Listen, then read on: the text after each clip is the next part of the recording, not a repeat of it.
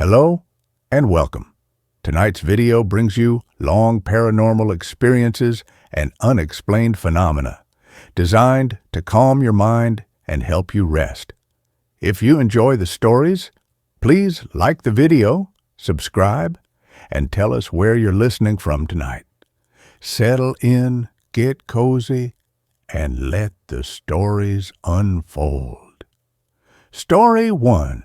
I babysat for a wealthy family and found something horrible in their basement. I'm writing this from a hotel room because I can't go home yet. The police have been calling me nonstop, but I keep sending them to voicemail.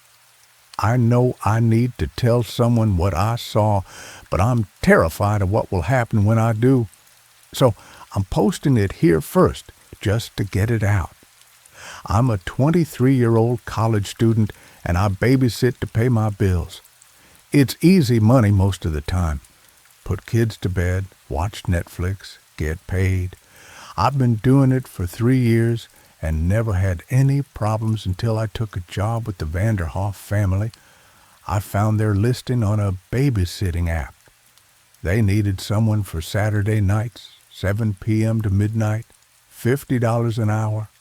That's more than double what most families pay.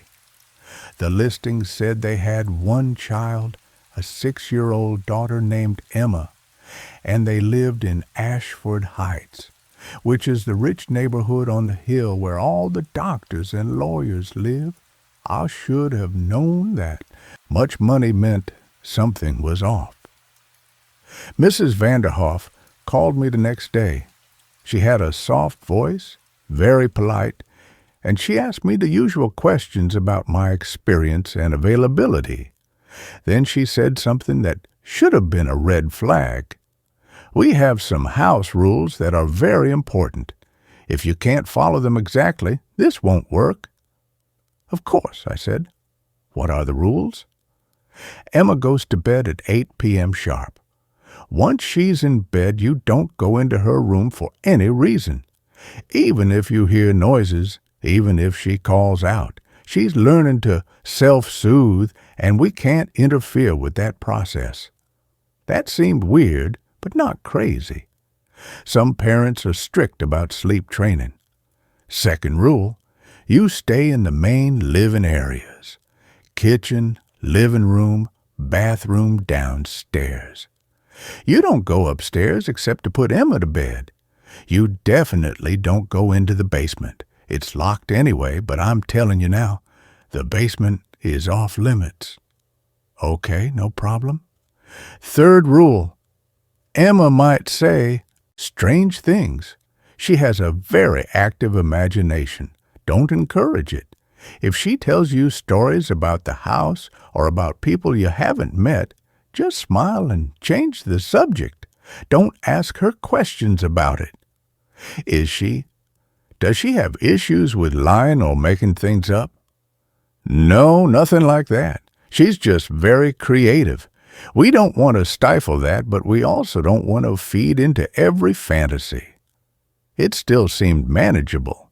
Weird, but manageable. And $50 an hour was $50 an hour. I started that Saturday.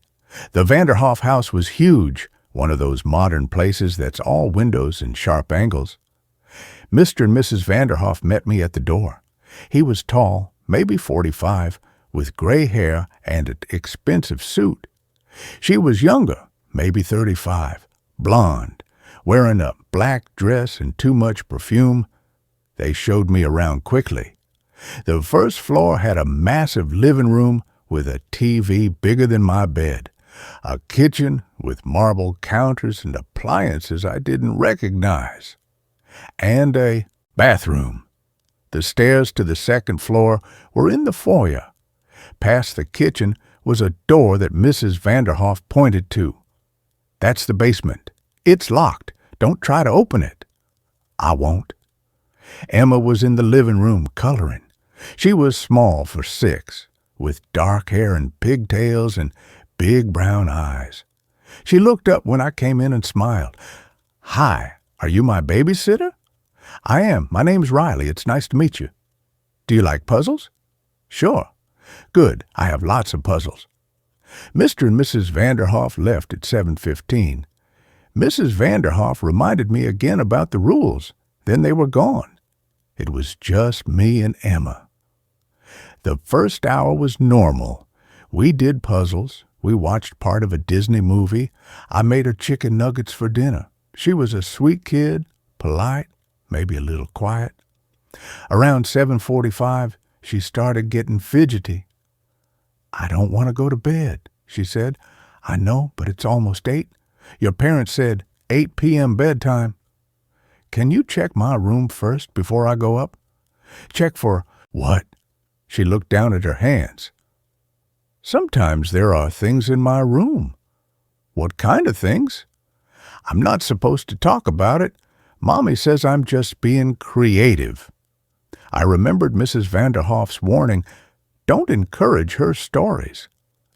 "I'm sure your room is fine. How about we go up together?" She nodded, but she didn't look happy about it. We went upstairs. There were 4 doors in the hallway, 3 bedrooms and a bathroom. Emma's room was at the end. It was decorated like a normal kid's room. Pink walls, stuffed animals, a twin bed with a princess comforter. Nothing scary or weird. "See, everything's fine," I said. Emma climbed into bed. "Can you check the closet?" I opened the closet. Clothes, shoes, toys. All clear. "Under the bed?" I looked under the bed. Nothing but some dust bunnies. "Nothing there." She pulled the covers up to her chin. "Okay, can you leave the hallway light on?" "Sure." I turned on the hallway light and left her door cracked open a few inches, like she asked. I went back downstairs and settled on the couch with my phone. Easy night. 5 more hours and I'd have 250. At 8:30, I heard a thump from upstairs. I looked at the ceiling, listening. Nothing else. Probably just Emma rolling over or dropping something. At 8:45, another thump. Louder this time. I remembered the rule, don't go into Emma's room for any reason. But what if she'd fallen out of bed? What if she was hurt? I walked to the bottom of the stairs and called up, "Emma, you okay?" No answer. "Emma?" Still nothing. I started up the stairs. When I reached the hallway, I could see that Emma's door was still cracked open, lights spilling out. I walked up to it and peeked inside. Emma was in bed, sleeping. She looked peaceful, but I could see now that she had moved. She was on the complete opposite side of the bed from where I'd left her. And there was something else. The closet door was open. I knew I'd closed it. I definitely remembered closing it because Emma had seemed so worried. I stepped into the room quietly, not wanting to wake her, and closed the closet door.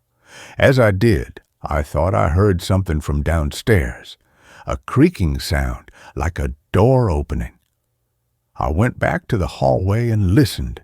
The house was silent. I went downstairs. Everything looked the same. The TV was still on. My phone was on the couch where I'd left it. Nothing was different, except the basement door was open about 6 inches. I walked over to it slowly. It was definitely open, and I could see stairs leading down into darkness. A smell was coming from down there, damp concrete and something else, something organic and unpleasant. I knew the rule. Don't go in the basement. But I also knew that door had been closed, and Mrs. Vanderhoff had said it was locked. If it was open now, something was wrong.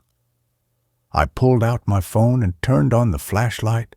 Then I pushed the door open wider and looked down. The stairs were wooden and old, completely different from the modern style of the rest of the house. They led down about 15 feet to a concrete floor. I could see boxes and old furniture, normal basement stuff. "Hello?" I called down. "Is someone down there?" Nothing. I should have closed the door and called the Vanderhoffs. That's what I should have done. But I was curious, and I was thinking maybe their house had foundation issues or something, and the door had just swung open on its own. I started down the stairs. The temperature dropped with each step. By the time I reached the bottom, I could see my breath. The basement was bigger than I expected, stretching back under most of the house. The floor was unfinished concrete, and the walls were exposed stone, like the basement was way older than the house above it.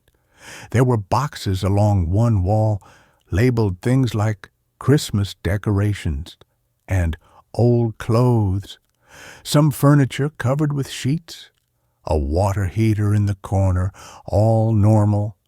But there was a hallway at the back of the basement leading further into darkness, and that's where the smell was coming from. I walked toward it, my phone light bouncing off the walls. The hallway was narrow, maybe 3 feet wide, with a low ceiling. I had to duck my head to avoid pipes. At the end of the hallway was a door. It was newer than everything else down here, metal with a deadbolt, and it was unlocked. I opened it. The room beyond was small, maybe 10 by 10 feet. The walls were covered in some kind of padding, like a recording studio. There was a drain in the center of the floor, and there were chains attached to the walls. My heart started pounding. This wasn't right. This was very, very wrong. There was a table against one wall with tools on it. Pliers, knives, things I didn't want to look at closely. There was a laptop, closed, and there were photos taped to the wall above the table. I stepped closer, my hands shaking. The photos were of different people, men, women, different ages. They were all taken in this same room, sitting or standing against these same padded walls. They all looked terrified. I counted 12 photos. I grabbed the laptop and opened it. It didn't have a password. The desktop had a bunch of folders, all labeled with dates. I clicked on the most recent one, from 3 weeks ago. Videos, dozens of video files. I clicked on one at random. It showed this same room from a camera mounted in the corner. There was a man zip-tied to a chair in the center of the room. He was maybe 30, wearing a suit, and he was crying. Someone walked into frame. I couldn't see their face because they were wearing a mask, but I could tell it was a man from the body shape, Mr. Vanderhoff, probably. I closed the laptop. I didn't need to see any more. I needed to get out of this house. I needed to get Emma and get out and call the police. I ran back down the hallway, back through the basement, up the stairs. I was about to go up to get Emma when I heard a voice behind me.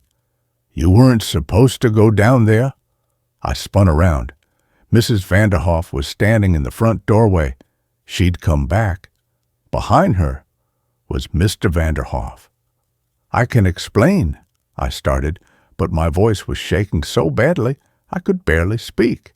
"No need," Mrs. Vanderhoff said. She didn't sound angry. She sounded sad. "We knew this would happen eventually. We always have to replace the babysitter after a few weeks. They always get curious about the basement." Mr. Vanderhoff closed the front door and locked it. He was holding something, a syringe. "Please," I said, "I won't tell anyone. I'll leave right now and I'll never come back." "You saw the room," Mr. Vanderhoff said. "You saw the laptop. We can't let you leave." Mrs. Vanderhoff walked toward me slowly. "It's not personal. We actually liked you. You were good with Emma, but we can't risk it." I looked around frantically for an escape route. The front door was locked, and they were blocking it. The back door was through the kitchen, behind Mrs. Vanderhoff. The windows were too high and probably locked. I ran for the stairs. If I could get to Emma, if I could get to a phone in one of the bedrooms, maybe I could call for help. I made it halfway up before Mr. Vanderhoff caught me. He was faster than he looked. He grabbed my arm and pulled me backward. I fell, hitting the stairs hard, pain shooting through my back. He dragged me down to the first floor. I tried to scream, but Mrs. Vanderhoff put her hand over my mouth. "Shh, you'll wake Emma. She's been through enough." That's when I realized Emma knew. She'd been saying there were things in her room. She'd been afraid. She knew what her parents were doing in the basement. Mr. Vanderhoff held me down while Mrs. Vanderhoff brought the syringe closer to my arm. I thrashed and kicked, catching her in the knee. She stumbled backward, and the syringe fell, hitting the floor and rolling under the couch. "Damn it!" Mr. Vanderhoff muttered. He shifted his grip on me, and that's when I bit his hand as hard as I could. He yelled and let go. I scrambled to my feet and ran for the kitchen, for the back door. Behind me, I could hear them coming. The back door was locked with a deadbolt that needed a key. I didn't have time to look for one. I grabbed a chair from the kitchen table and threw it at the sliding glass door. The glass shattered and an alarm started blaring. I didn't care. I kicked out the remaining glass and climbed through, cutting my hands on the sharp edges. I ran across the backyard, through a gate in the fence, into the neighbor's yard. I could hear Mr. Vanderhoff behind me, shouting, but I didn't look back. I ran down the street, past house after house, until I saw a car driving by. I jumped in front of it, waving my arms. The car screeched to a stop. An elderly man rolled down the window. "Are you all right?" "Call 911, I gasped. "Please, call 911 right now." He looked at my bloody hands and the panic on my face and pulled out his phone. The police arrived within minutes. I told them everything. The basement, the room, the laptop, the photos, everything. They went to the Vanderhoff house with a warrant. They found the room exactly as I described. They found the laptop with the videos. They found things I hadn't seen. A safe with IDs and wallets, personal belongings from dozens of people. They found burial sites in the woods behind the property. The Vanderhoffs had been abducting people for years. Homeless people, sex workers, anyone who wouldn't be immediately missed.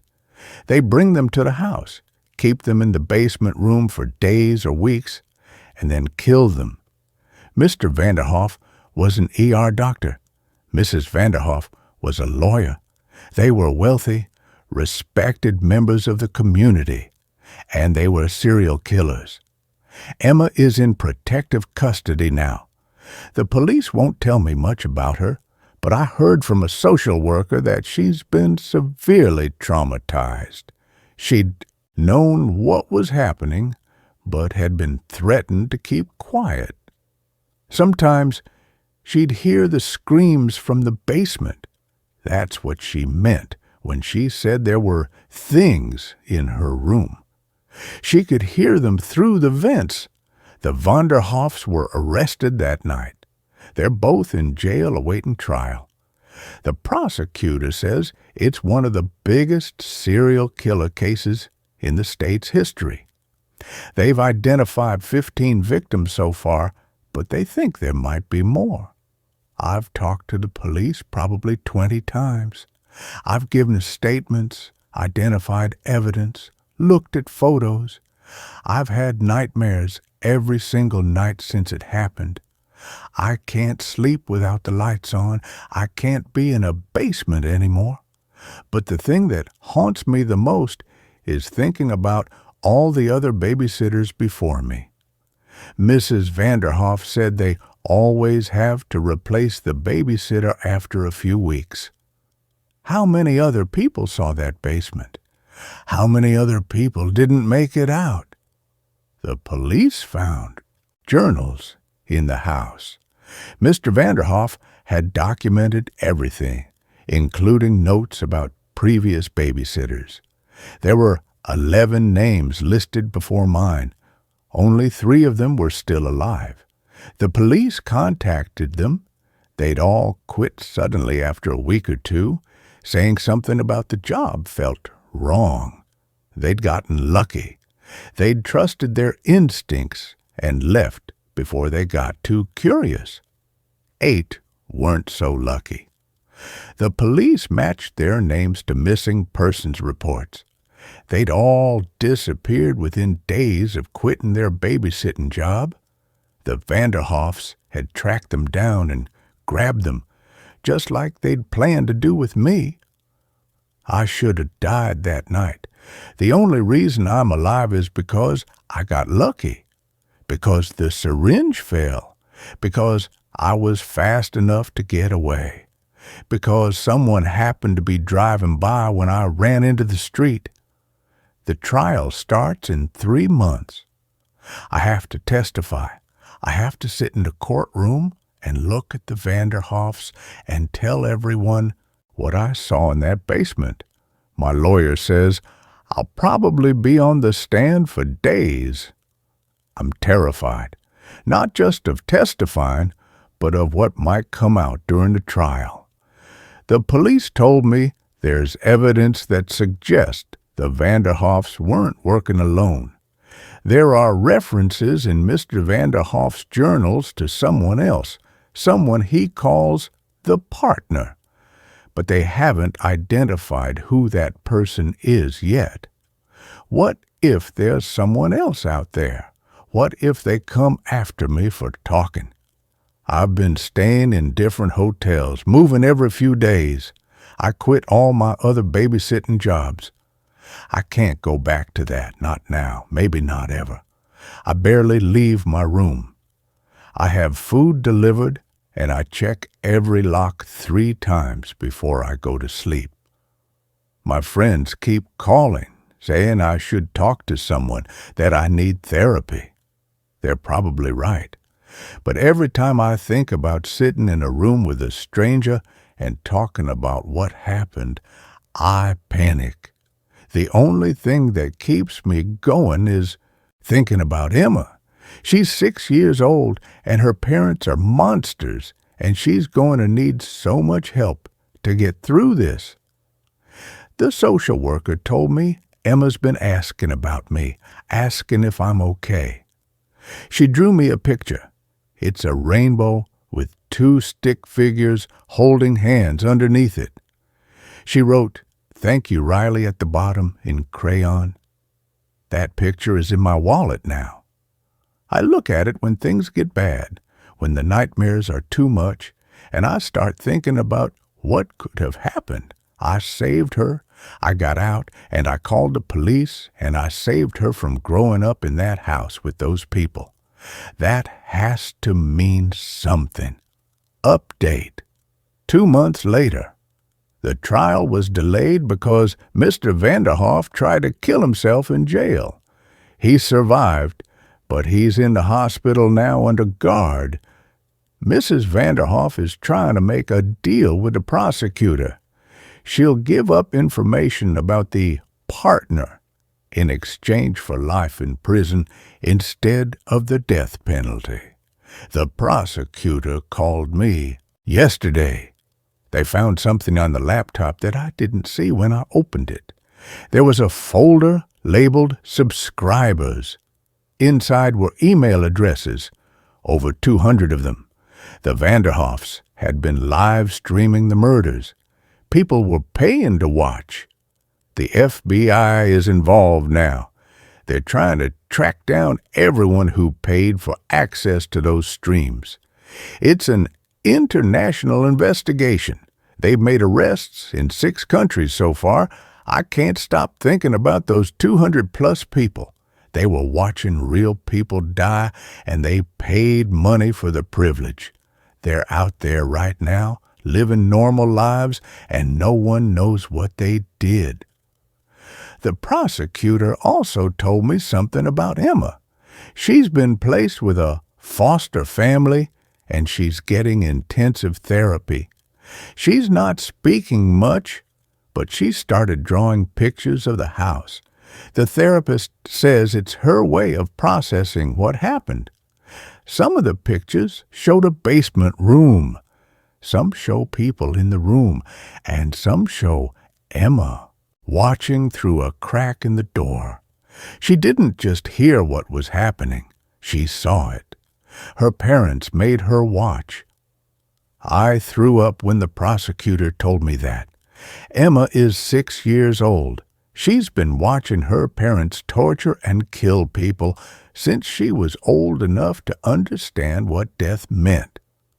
The prosecutor said they're trying to be careful about how they question her, because they don't want to traumatize her further. But they need her testimony. She's the only witness besides me who can place both parents at the scene of the crimes. A 6-year-old is going to have to testify in a serial killer trial about her parents. I don't know if I believe in evil as like a force or entity, but if I did, that's what the Vanderhoffs are. Evil. I got a letter last week. No return address, postmarked from somewhere in Nevada. Inside was a single piece of paper with one sentence typed on it. You should have minded your own business. I gave it to the police. They're analyzing it for prints and DNA, but so far nothing. They think it might be from someone who was on the subscriber list, someone who's angry that their entertainment got shut down. Or it could be from the partner. I've started carrying pepper spray. I've taken a self-defense class. I look over my shoulder everywhere I go.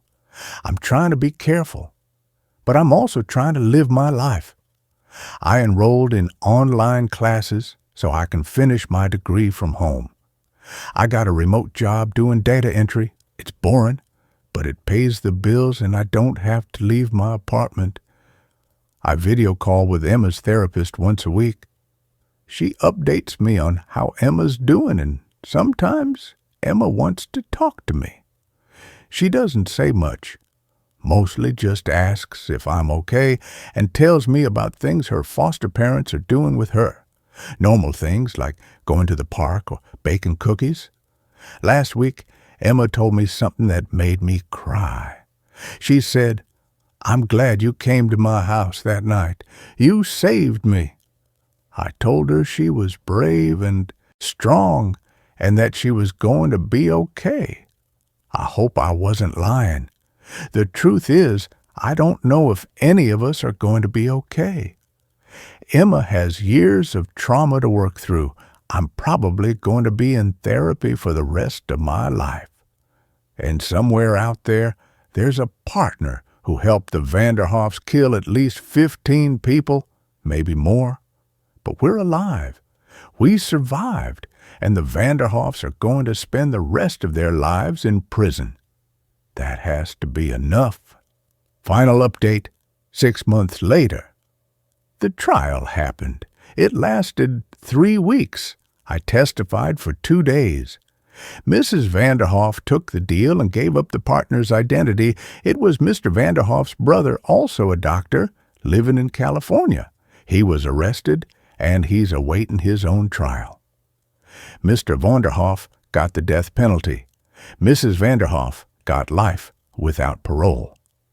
The FBI has arrested 47 people so far who were paying to watch the live streams. They are still working on identifying the others. Apparently, a lot of them used sophisticated methods to hide their identities. But they're not giving up. Emma testified. She did it over video link so she wouldn't have to see her parents.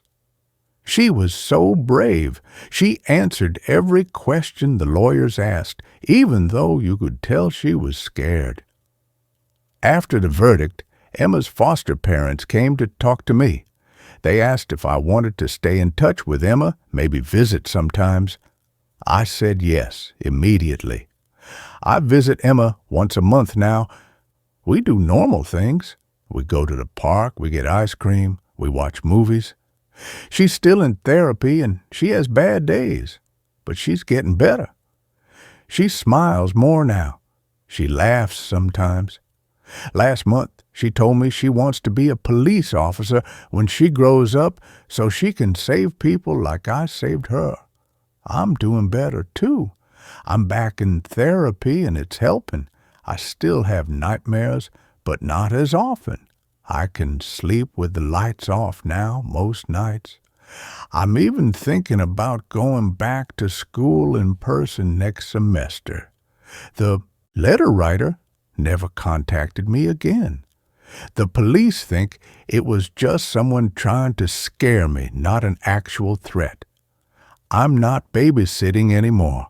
I don't think I ever will again. But I'm okay with that. I found something else I'm good at. I'm volunteering with an organization that helps trauma survivors. I answer hotlines, and I help people navigate the resources available to them. It feels like I'm doing something meaningful. People keep asking me if I regret taking that job, if I wish I'd never gone to the Vanderhoff house. And honestly, no, I don't regret it. Because if I hadn't been there that night, if I hadn't gotten curious about the basement, the Vanderhoffs would still be killing people. The brother would still be helping them. Those 200-plus people would still be watching. And Emma would still be living in that house, listening to screams from the basement, being forced to watch her parents commit murder. I saved her. I stopped them. And yeah, it cost me my peace of mind and my ability to feel completely safe. But it was worth it. Emma is going to have a life now, a real life, with people who love her and protect her. She's going to grow up, and maybe she will become a police officer, or maybe she'll be something else entirely. But she's going to grow up. She's going to have that chance. And that's everything. This story has come to an end. Let's start the next. I dreamed of a tragedy before it happened. Now I dream of something worse. I should have known something was wrong when the streetlights on Elm Street all died at once. Not flickered, not dimmed. One moment they cast their sickly yellow glow on the wet pavement. The next, total darkness. I was walking home from my graveyard shift at the data entry warehouse, collar turned up against the October drizzle, when the lights cut out. The city didn't go silent. Car horns blared, brakes screeched, someone shouted in the distance. But where I stood, beneath the skeletal branches of the old oak tree outside 112 Elm, the darkness was absolute, thick, like being submerged in ink. And in that darkness I heard it, a low rhythmic thrumming deep beneath the asphalt. Not machinery, not traffic, something organic, a heartbeat. I fumbled for my phone. The screen glowed to life, casting my trembling hand in ghostly blue light. As I raised it to call for a ride, the streetlights surged back on, harsh, blinding. I blinked against the glare, lowering my phone. The building was gone. 112 Elm Street, Mrs. Callahan's antique shop, with its dusty bay windows and brass bell above the door, had vanished. In its place yawned a crater.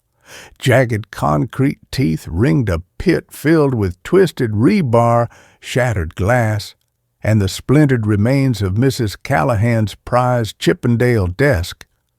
Rain slicked the debris, Sirens wailed in the distance, growing louder. People spilled from neighboring buildings, pointing, screaming.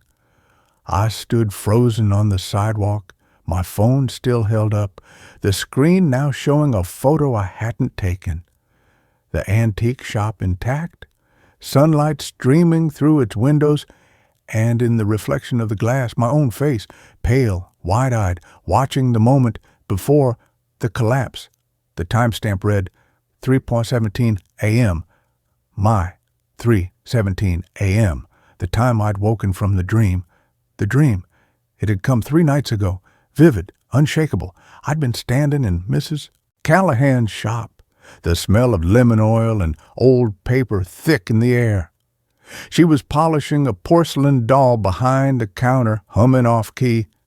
"Rain's comin', dear," she'd said without looking up. "You can taste it in the stones." Then the floor buckled. Not a tremor, a yawn. The walls folded inward like cardboard. Dust choked the air. I felt the heat of the gas main igniting before I saw the flames, and beneath it all, that same deep, wet thrumming from the earth. I woke gasping at 3:17 a.m., my sheets soaked with sweat, the echo of breaking glass ringing in my ears. I dismissed it as stress, grief. The divorce papers had arrived that afternoon. I reported the dream to the police the next day.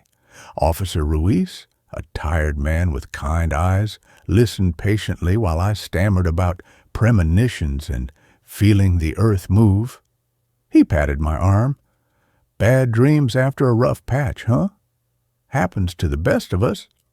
He made a note, filed it, did nothing. Now standing at the edge of the crater, watching firefighters pull a sheet-draped stretcher from the rubble, I understood. Mrs. Callahan was under that sheet. So was Ben from the hardware store next door. So was the stray cat she'd been feeding. 12 people, all gone because no one believed a broken man who dreamed in threes. The news called it a tragic gas leak. The city condemned the block. I moved into a cheap motel on the other side of town, the kind with thin walls and flickering neon signs that painted the ceiling blood red at night. I didn't sleep. I chain-smoked on the rickety balcony, watching the highway blur below, jumping at every siren. The dreams didn't stop.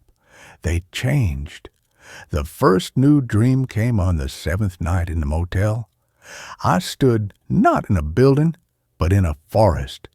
Ancient oaks draped in Spanish moss. Moonlight filtered through the canopy, silver in a narrow dirt path. The air smelled of damp earth and something sweetly rotten.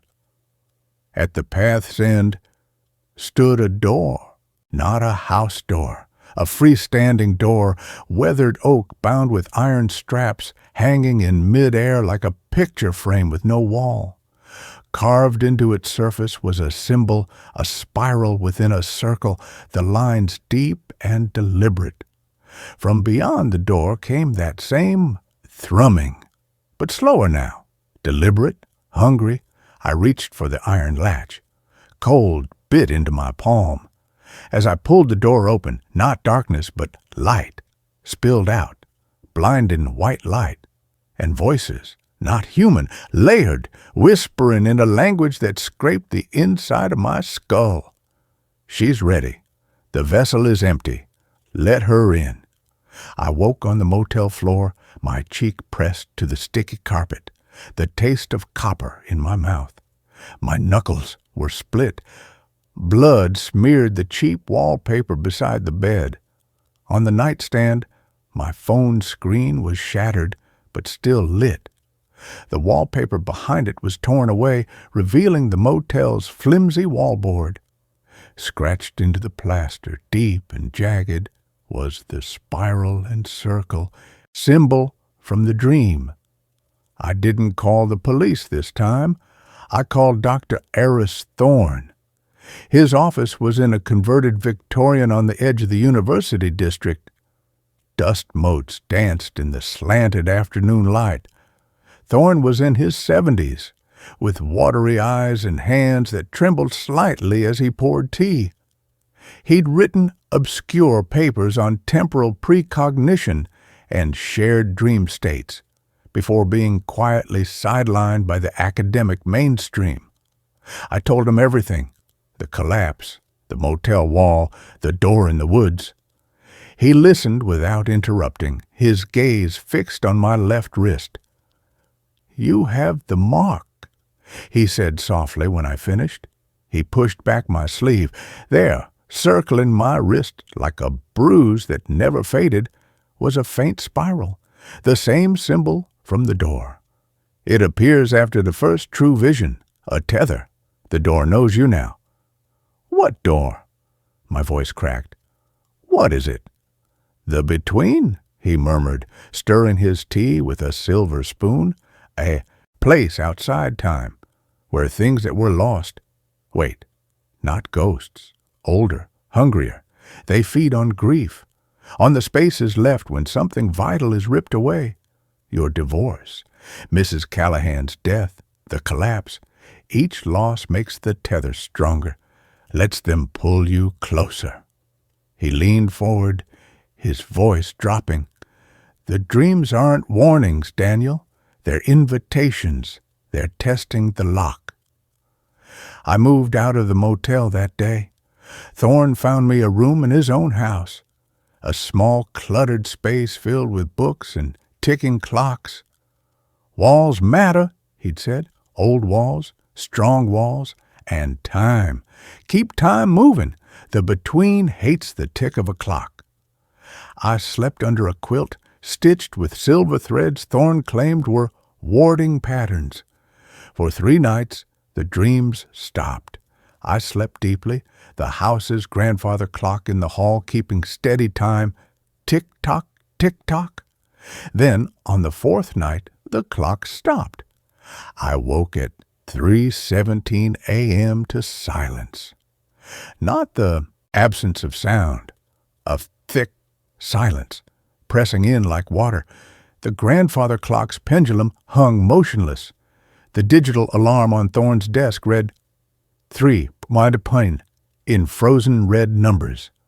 And the smell, wet earth and rotten lilies, filled the room. I wasn't in the spare bedroom. I stood before the door in the woods. Moonlight dappled the mossy ground. The iron latch was cold under my hand.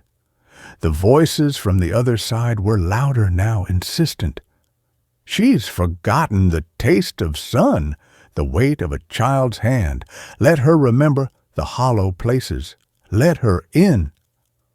I wrenched the door open. Not light, not darkness. A room, small, familiar, my childhood bedroom. Sunlight streamed through the window where my old baseball pennants hung. On the bed sat a woman, my mother, young, vibrant, her hair the rich brown it was before the chemo turned it to ash. She held a storybook, her finger tracing the words. "Once upon a time," she whispered, her voice the warm honey I remembered from before the hospital rooms and the beeping machines. "There was a boy who lived in a house with walls so thin the stars could whisper through them. I hadn't seen her like this in 20 years, not since she chose the pills over the pain." I took a step forward, tears blurring my vision. "Mom?" She looked up, smiled, but her eyes were wrong. Pupils too large, black as the space between stars. Her smile widened, stretching her face like old paper. "Daniel?" she breathed, her voice now layered with that guttural, scraping whisper. "We've missed the shape of you, the hollow where your heart used to be." She reached out a hand, not to comfort, to claim. Her fingers were too long, too jointed, like roots. "Come home, son. The house is waiting. The walls remember your tears. The floorboards remember your footsteps. We remember the space you left when you stopped believing in us." I stumbled back, slamming the door shut. The iron latch burned my palm. I ran, Down the moonlit path, branches tearing at my clothes, the voices rising behind me in a chorus of rage and hunger. "She's mine! The vessel is mine! Let her drink the hollow!" I woke on Thorne's rug, dawn light bleeding through the curtains. He knelt beside me, a silver pocket watch clutched in his trembling hand. Its ticking filled the room, steady, calm. The spiral mark on my wrist pulsed hot. "It's accelerating," he said, his face ashen. "The between doesn't just want your grief, Daniel. It wants your life, your memories, your body. It's using your mother's shape because that hollow is the deepest, the hungriest." He pressed the pocket watch into my hand. Cold metal bit into my skin. "This belonged to my wife. It holds time, real time. Carry it. Sleep with it under your pillow. It will slow the tether." That night, the watch worked. The dreams were distant, muffled. But at 3:16 a.m., the ticking stopped. The watch's hands froze at 3:17.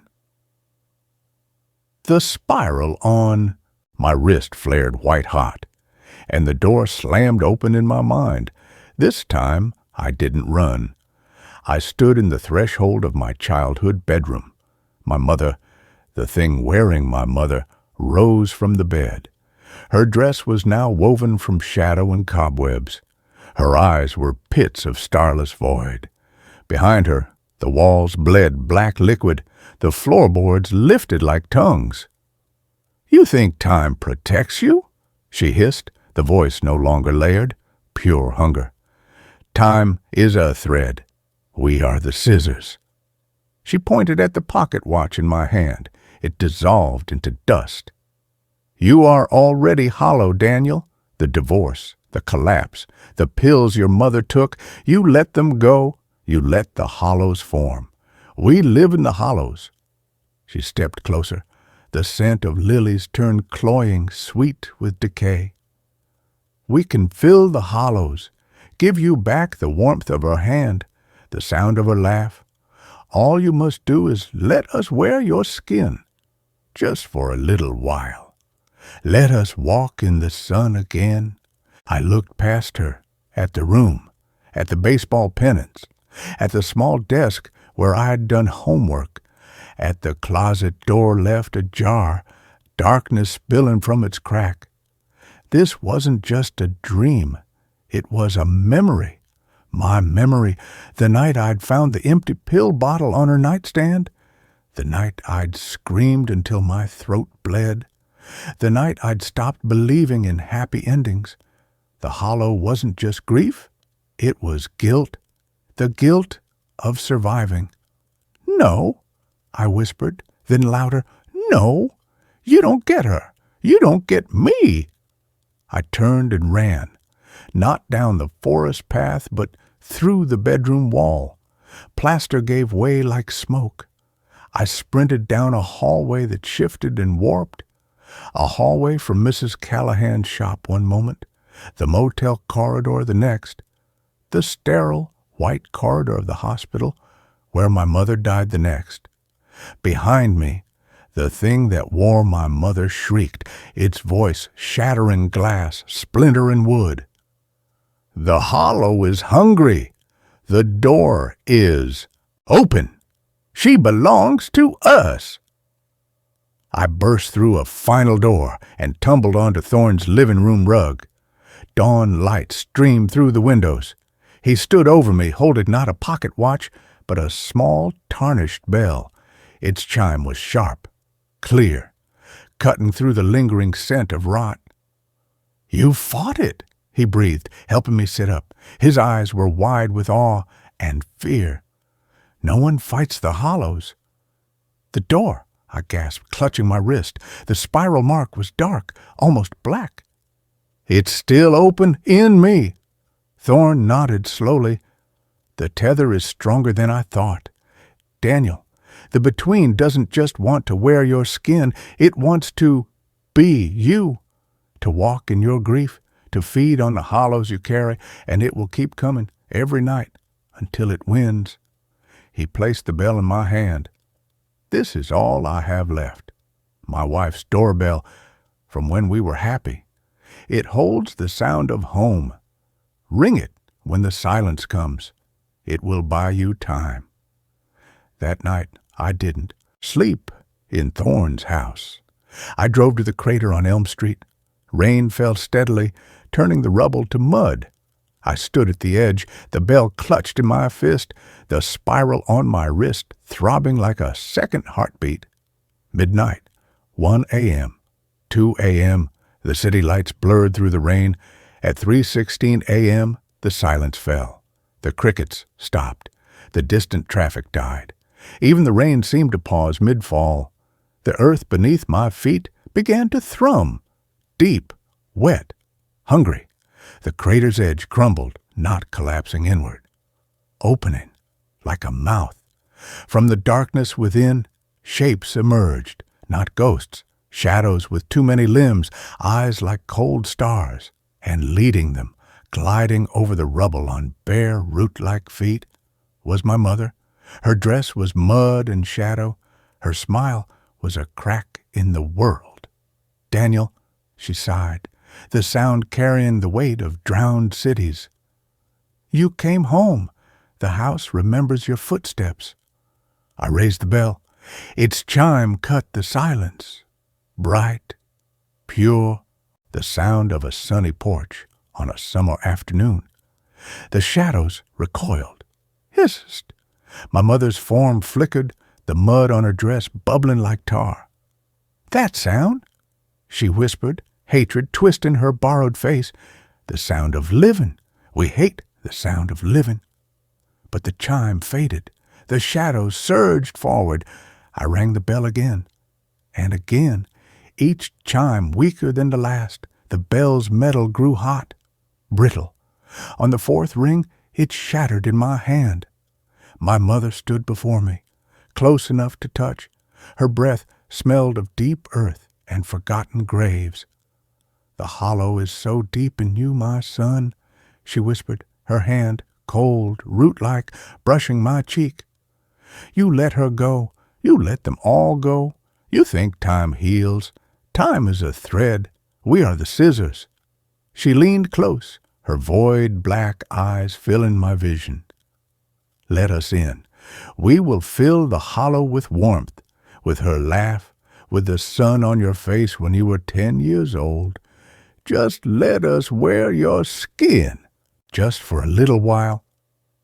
I closed my eyes, not in fear, in surrender, not to her, to the memory. I remembered my mother's real face, the lines around her eyes when she laughed, the way she hummed off-key while cooking Sunday gravy, the scent of lavender soap on her skin. I remembered holding her hand in the hospital, not with guilt, but with love. I remembered the fullness of her, not the hollow she left behind. "You don't get her," I whispered. "You don't get the hollow. You don't get me." I opened my eyes, not at the thing wearing my mother, at the crater, at the wet, broken earth, at the twisted rebar that had been Mrs. Callahan's shop, at the lives lost. I didn't feel guilt. I felt sorrow, deep, heavy, but real. Not a hollow to be filled, but a space to be honored. The thing that wore my mother screamed, a sound that cracked the asphalt beneath my feet. Its form dissolved into swirling shadows. The other shapes shrieked, melting back into the crater's darkness. The thrumming faded. The rain began to fall again. But the spiral on my wrist didn't fade. It burned brighter, deeper. I drove back to Thorne's house as dawn bled into the sky. He stood on the porch, waiting. He didn't ask what happened. He just nodded at my wrist. "It's part of you now, the tether, the door." "What do I do?" My voice was raw. "You live," he said simply. "You carry the hollows, but you fill them with life. Not just grief, not just memory, real things, warm things, the taste of coffee, the weight of a book in your hands, the sound of birds at dawn, He placed a small, smooth stone in my palm, river-polished, cool. Hold this when the silence comes. Remember the weight of the real world. I stayed with Thorn. I got a job shelving books at the university library. I drank too much coffee. I learned the names of the sparrows that nested in his eaves. The dreams didn't stop, but they changed. Sometimes at 3:17 a.m., I stand before the door in the woods. The iron latch is cold. The thrumming is faint. I touch the spiral on my wrist. I hold the river stone. I think of the sparrow's song, the smell of old paper in the library, the warmth of Thorn's kitchen on a winter morning. The door doesn't open, but last night it rattled, not from the other side, from within me. A voice, my own voice, but hollow, starved, whispered through the cracks. The sparrow's song is so loud. The coffee is so warm. Let me taste it just once. Let me wear your skin for 1 hour. I'll give it back. I swear on the hollow. I didn't answer. I held the river stone tighter, felt its solid, unchanging weight. I thought of the sparrow building its nest, of Thorn's laughter over burnt toast, of the real living world. The rattling stopped, but the spiral on my wrist pulsed once, like a heartbeat. I know what's coming. The between doesn't give up. It waits. It hungers. It knows the hollows in me better than I do. It knows I still dream of my mother's laugh, of Mrs. Callahan polishing that porcelain doll, of the warmth of Sarah's hand in mine before the divorce papers came. It knows the hollows never truly fill, and it's right. But the stone is heavy in my pocket. The sparrow sings outside my window. Thorn is making pancakes downstairs, humming off-key. The door will rattle again tonight. At 3:17 a.m., I'll be ready. I'll hold the stone. I'll remember the weight of the world. And I'll whisper back, the hollows are mine. The warmth is mine. The skin is mine. But part of me, the small starved part that still tastes the pills on my mother's breath, that still hears the gas main ignite under Elm Street, that still feels the divorce papers like shards of glass in my chest. Part of me wants to turn the latch just once, to see if the hollow could be filled, to see if the thing wearing my mother's face could, for 1 stolen hour, make the world feel whole again. The stone is heavy, but hunger is heavier. I hear the sparrow sing. I taste the coffee. I touch the spiral on my wrist.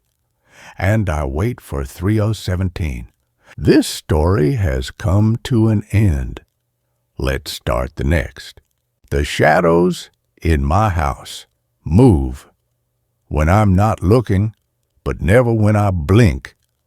I rented the house because it was the only place that would take me after the incident at the university. The retracted paper, the quiet conversations in hallways that stopped when I entered, the department chair's gentle suggestion that I take some time away. It all added up to exile. My research into perceptual anomalies had crossed a line I hadn't even seen until I was on the other side of it. The paper I'd published, arguing that certain visual phenomena in peripheral vision suggested a secondary layer of reality operating just beyond conscious perception, had been quietly dismissed as methodologically unsound and potentially destabilizing, as if perception could be dangerous. Blackwater Falls seemed like the perfect place to disappear, a town of 3,000 souls nestled in a river valley 2 hours from anywhere that mattered. No one here cared about academic scandals. They cared about the salmon run and whether Old Man Hemlock would finally fix the pothole on Maple Street. The listing was sparse.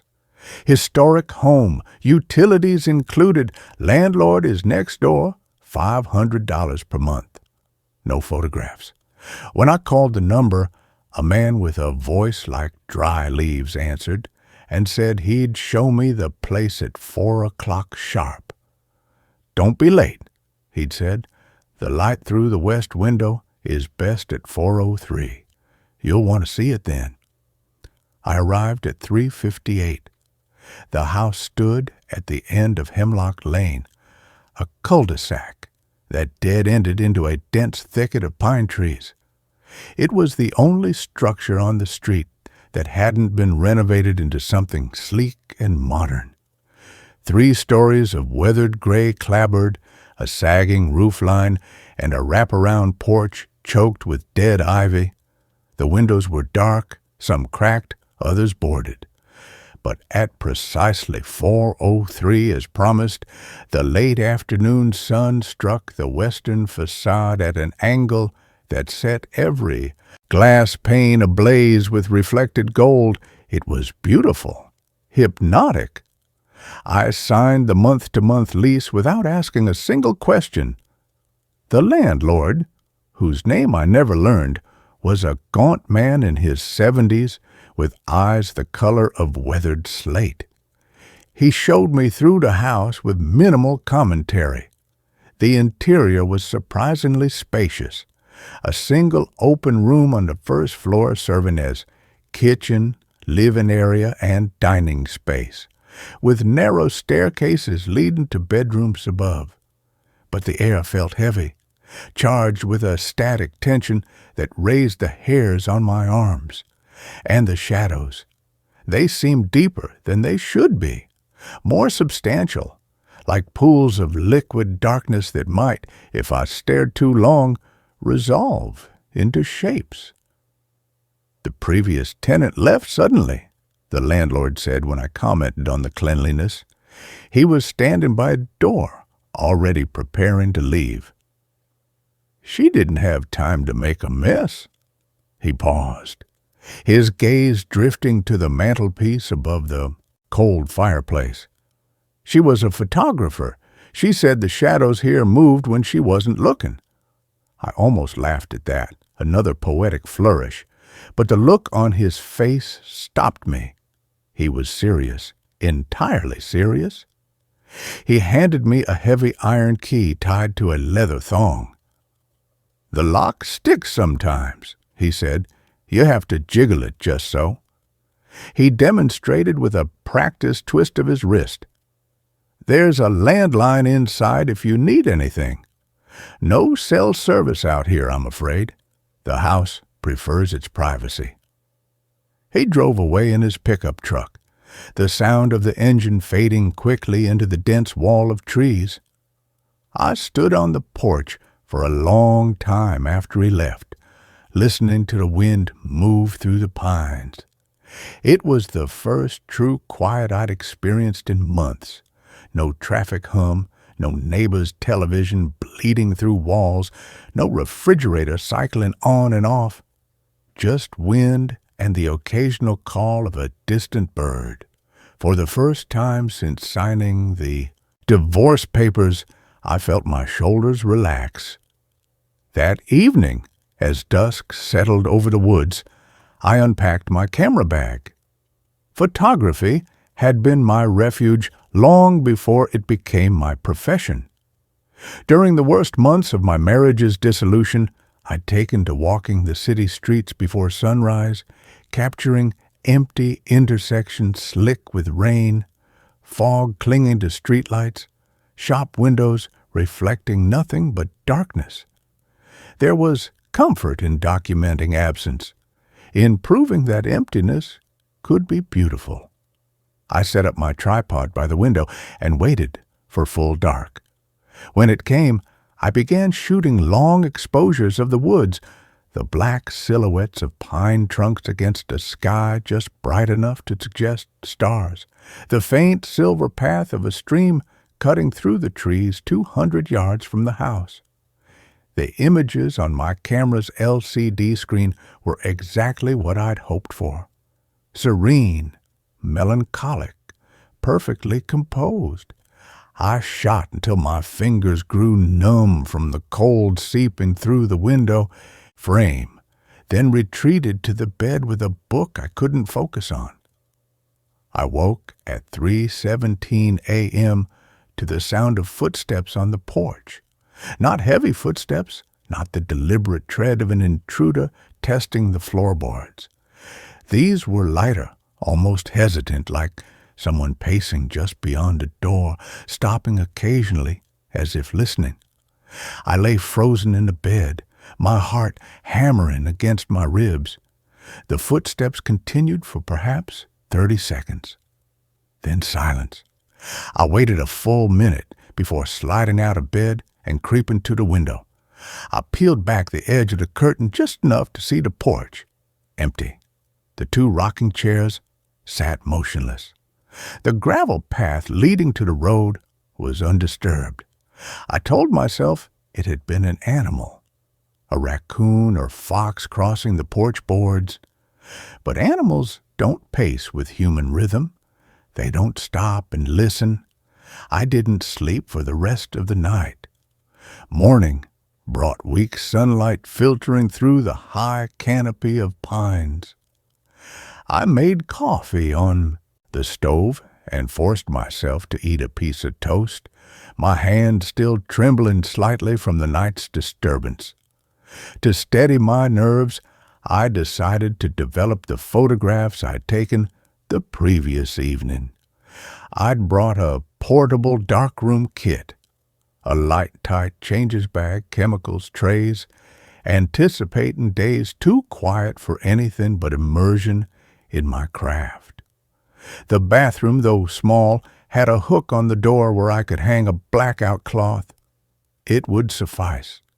For hours I worked in the red glow of the safe light, my hands moving through familiar motions, sliding negatives into developing tanks, pouring chemicals in precise sequence, agitating at exact intervals. There was meditation in the ritual. By noon, the first contact sheet was drying on a clothesline strung across the bathroom.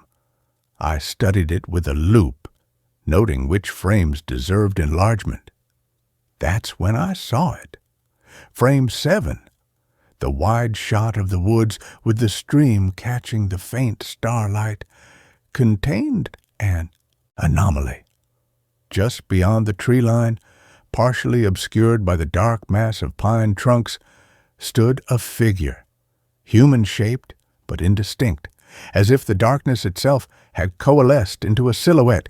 It stood perfectly still, facing the house, facing me. I felt a cold knot tighten in my stomach. I checked the other frames from that sequence. Frame 6, no figure. Frame 8, no figure. Only frame 7 contained this silent observer. I told myself it was a trick of the light, a shadow cast by an unusually shaped branch, a flaw in the film emulsion, my own sleep-deprived mind imposing pattern on randomness. But the shape was too distinctly humanoid, the posture too deliberate.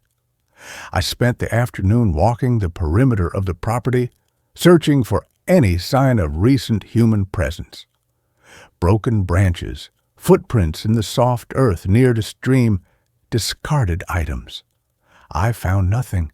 The woods felt ancient and undisturbed. When I returned to the house, sweat cooling on my skin, despite the chill air, I told myself I'd imagined it. Grief does strange things to perception. I'd read studies about widows seeing their deceased spouses in crowds, hearing their voices in static. Perhaps divorce produced its own ghosts. That night, I shot again, this time deliberately framing the area where I'd seen the figure. I took 20 exposures, varying shutter speeds and apertures. When I developed them the next morning, my hand shook as I pinned the contact sheet to the drying line. Every single frame contained the figure, not in the same position each time. It shifted slightly between exposures, sometimes closer to the tree line, sometimes partially hidden behind a specific pine I'd begun to recognize, but it was always there, always facing the house, always just beyond the reach of the available light, remaining stubbornly indistinct no matter how I adjusted development times or chemical concentrations. I enlarged the clearest frame to an 8 by 10 print, studying it under magnification until my eyes ached. The figure had no discernible features, no face, no clothing details, no gender, but its posture suggested a slight forward lean, as if straining to see into the house window, to see me. I packed my bags that afternoon. This was no longer solitude, it was surveillance. I would leave a note for the landlord on the table, leave the key on the mantelpiece, and drive back to the city where ghosts were at least familiar. But when I tried to start my car, the engine turned over once and died. I tried again. Nothing. The battery was completely dead, though it had been fully charged when I arrived. I checked the terminals. Clean, tight, no corrosion. I had no jumper cables, no cell service to call a tow truck, no choice but to stay another night. The landlord arrived the next morning in his pickup truck, as promised. I met him on the porch before he could even step out of the vehicle. "The car won't start," I said, my voice tight, with a fear could no longer conceal. "And the photographs. I need to show you something." He listened quietly as I described the figure in my images, then followed me inside without comment. I showed him the contact sheets, the enlarged print. He studied them for a long time, his expression unreadable. When he finally looked up, his eyes held not alarm but a deep, weary sadness. "Her name was Clara," he said softly. "She rented the house 2 years ago. A photographer from Portland. She came here after her husband died suddenly, a heart attack while jogging. She couldn't bear their home anymore." His gaze drifted to the mantelpiece again. "She took photographs every night. Just like you. She said the darkness here felt honest."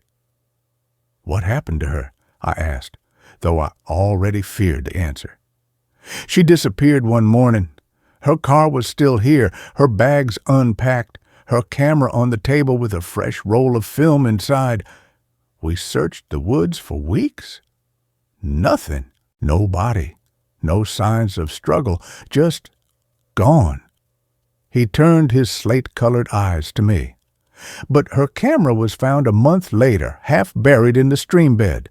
The film was ruined except for one frame.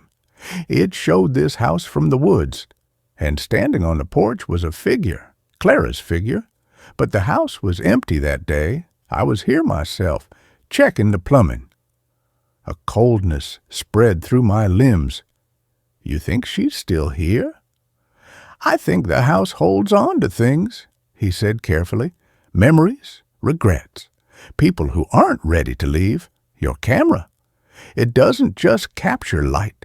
It captures what lingers, what refuses to fade."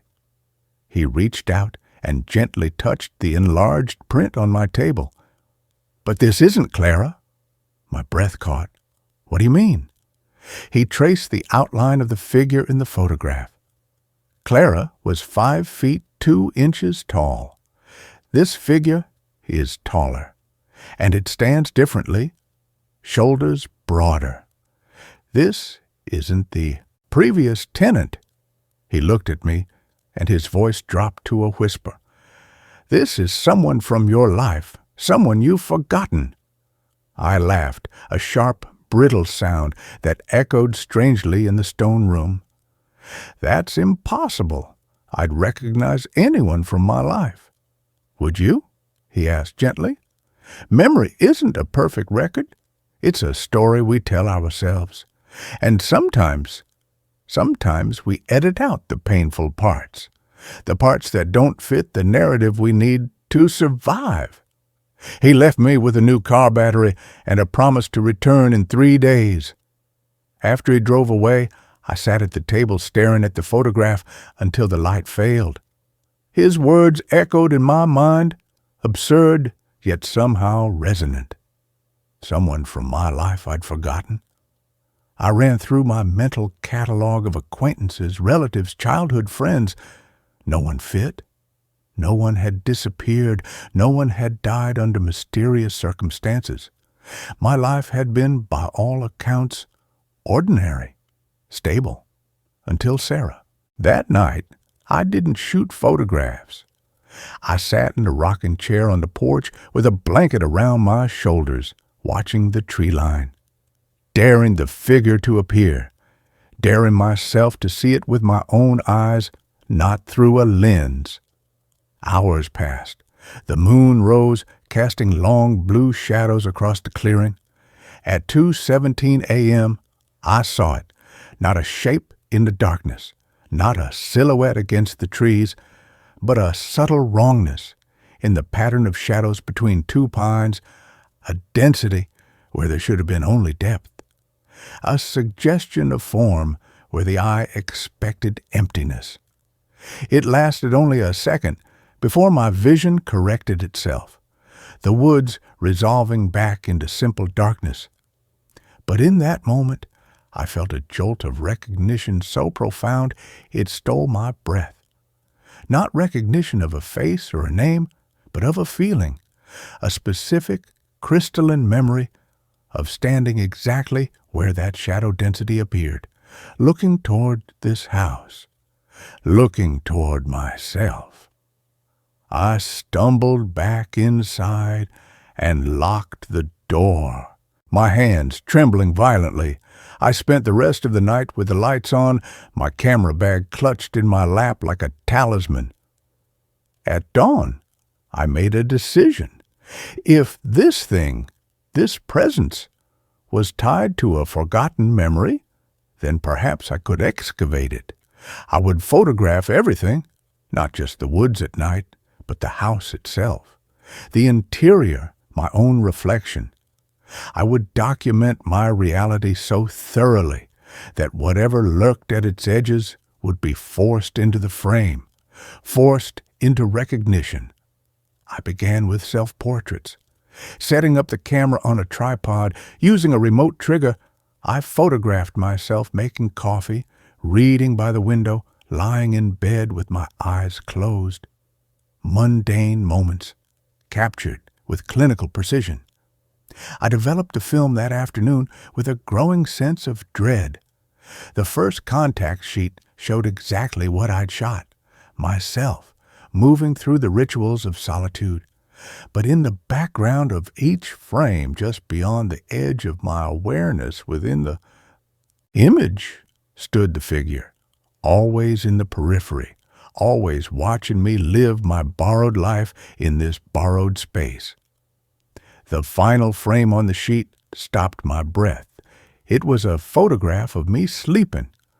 I'd set the camera on the mantelpiece before bed, aimed at the bed, shutter open for a 30-minute exposure. The image showed my body beneath the blanket, one arm thrown across my face, and standing at the foot of the bed, close enough to touch me, was the figure. But this time, the long exposure had captured something new, a faint translucence to its form, and within that translucence, the suggestion of features, a jawline, the slope of a nose, the shape of eyes. I knew. I dropped the contact sheet as if burned. My heart hammered against my ribs. I stumbled to the bathroom and stared into the mirror above the sink.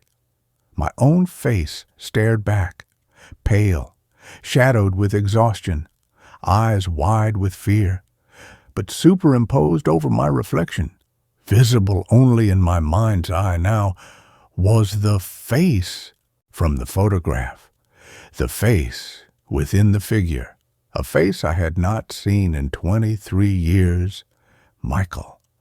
My brother. The brother who had drowned when we were children.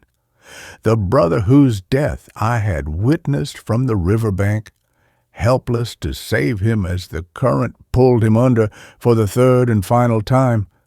The brother whose face I could no longer clearly recall, despite years of therapy aimed at helping me process the trauma. My therapist had explained it as protective amnesia, the mind's way of shielding itself from unbearable pain. I had accepted this explanation. I had built a life around the ghost of a boy whose features had gradually softened into impressionistic memory. Dark hair, freckles, a gap between his front teeth. Details I'd reconstructed from family photographs, not from genuine recall. But the face in the photograph was not the face from family albums. It was sharper, older, the face Michael would have had at 28, not 8. The age he would have been today. The age I was now. I spent the next 2 days in a fugue state, moving through the house like a ghost myself. I barely ate. I barely slept. Every time I closed my eyes, I saw that face, my brother's face, aged by years he never lived, watching me from the foot of my bed, from the tree line, from the periphery of every moment I tried to claim as my own. The landlord returned on the third day to check on me. He took one look at my hollowed cheeks, my bloodshot eyes, and knew. "You've remembered?" he said softly. "Not all of it," I whispered, "but enough." He sat with me at the table while I told him what I could. The drowning, the years of blurred memory, the recent shock of recognition in my own photograph. When I finished, he nodded slowly. "The house doesn't show you strangers," he said. "It showed you what you've lost, what you've buried." Clara saw her husband in her photographs during her last weeks here, not as he was in life, but as he might have been, older, wiser, waiting for her on the other side of grief. The house gives us what we need to see, even when we're not ready to see it. "Why is he here?" I asked, my voice breaking. "Why now?" He fixed me with a gentle but unflinching gaze. "You came here running from one loss, but you've been running from another your entire life. The house doesn't care about timelines. Grief is grief. Loss is loss. They all pool together in the places that remember.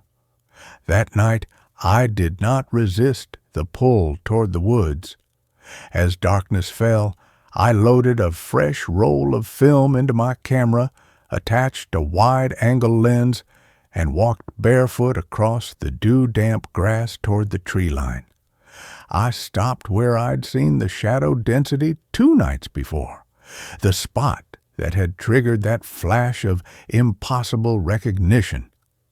I set up the tripod, mounted the camera, set the shutter for a 10-minute exposure, and I stepped into the frame. I stood perfectly still as the shutter clicked open. The woods were silent, except for the wind in the pines. I closed my eyes and waited. After perhaps 3 minutes, I felt it, a shift in the air temperature, a pressure change behind my eyes. I opened my eyes. He stood 10 feet away, not a shadow, not a suggestion, fully formed, Michael, but not the child from my fragmented memories. A young man with my eyes, my jawline, dark hair damp as if from river water. He wore jeans and a T-shirt, the clothes he'd drowned in, preserved across decades by whatever physics governed this place. His skin had the faint blue cast of river clay. His expression held no accusation, no anger, only a profound, weary sadness.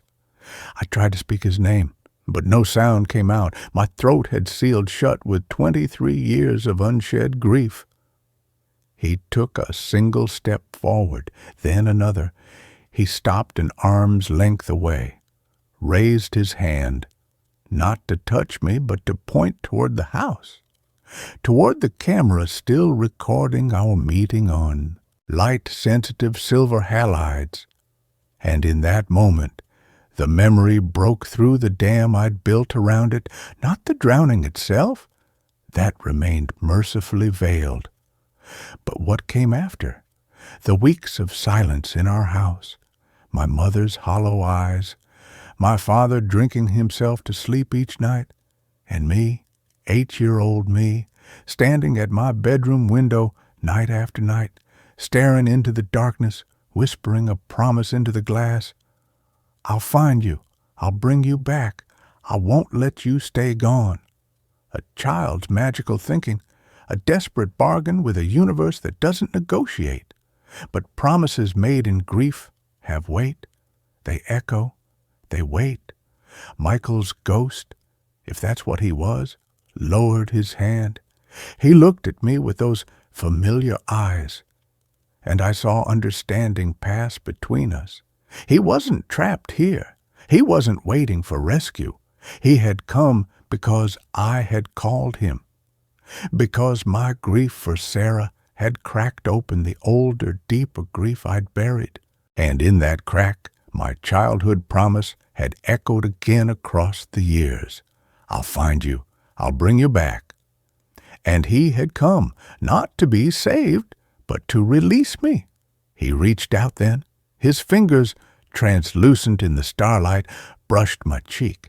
I felt not coldness, but a sensation like warm rain after a long drought, a release, a forgiveness I hadn't known I needed. He smiled, a faint, fleeting expression that was entirely my brother, and then he began to fade, not vanishing abruptly, but dissolving gradually into the night air, like mist burning off a river at dawn. I watched until there was nothing left but the trees and the wind and my own ragged breathing. The shutter clicked closed. I returned to the house and developed the film immediately. The final frame showed only the woods at night, empty, peaceful, beautiful. No figure, no ghost, no brother, just darkness and starlight and the suggestion of a stream catching the moon. I packed my bags the next morning. My car started on the first try. As I loaded my suitcase into the trunk, the landlord appeared on his porch across the clearing, watching me silently. I walked over to thank him. "You'll be all right now," he said. It wasn't a question. I nodded. For the first time in months, perhaps in decades, I believed it was true. I drove back to the city that afternoon, back to my empty apartment, back to the work of rebuilding a life. But something had shifted. The grief for Sarah remained. It would for a long time. But it no longer felt like drowning. It felt like something I could carry, something that would, in time, become part of me rather than a weight dragging me under. A week later, I developed the last roll of film from the house, the one containing the image of Michael's face at the foot of my bed. I'd avoided it, afraid of what seeing it again might unravel. But I needed to know if what I'd experienced in the woods had been real or a grief-induced hallucination. The contact sheet contained 12 frames. 11 showed exactly what I remembered, the figure at the foot of the bed, the faint suggestion of features within its form. But the 12th frame, the final exposure on the roll, was different. It showed the empty bed, the blanket smooth, the room silent. And on the pillow where my head had rested, 2 words formed from what looked like condensed breath in the cold air. Thank you. I keep that photograph in a drawer beside my bed.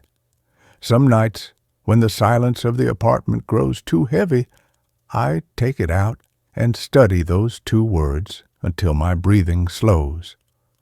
I don't know if Michael's ghost truly visited me in that house. I don't know if the figure in my photographs Was ever anything more than my own fractured psyche, projecting its deepest sorrow onto light and shadow? Perhaps the house was just a place. Perhaps the landlord was just a lonely old man spinning stories to comfort broken tenants. Perhaps I dreamed it all, but sometimes, in the periphery of my vision, in the space between blinks, I still catch a glimpse of movement, a familiar shape standing just outside memory. And in those moments, I don't look away. I don't reach for my camera. I simply nod, as one might to an old friend passing on the street, and I continue with my life, carrying both my losses now, not as weights, but as companions, as proof that love outlasts even the deepest forgetting, as evidence that some promises, however impossible, are finally kept when we're ready to release them.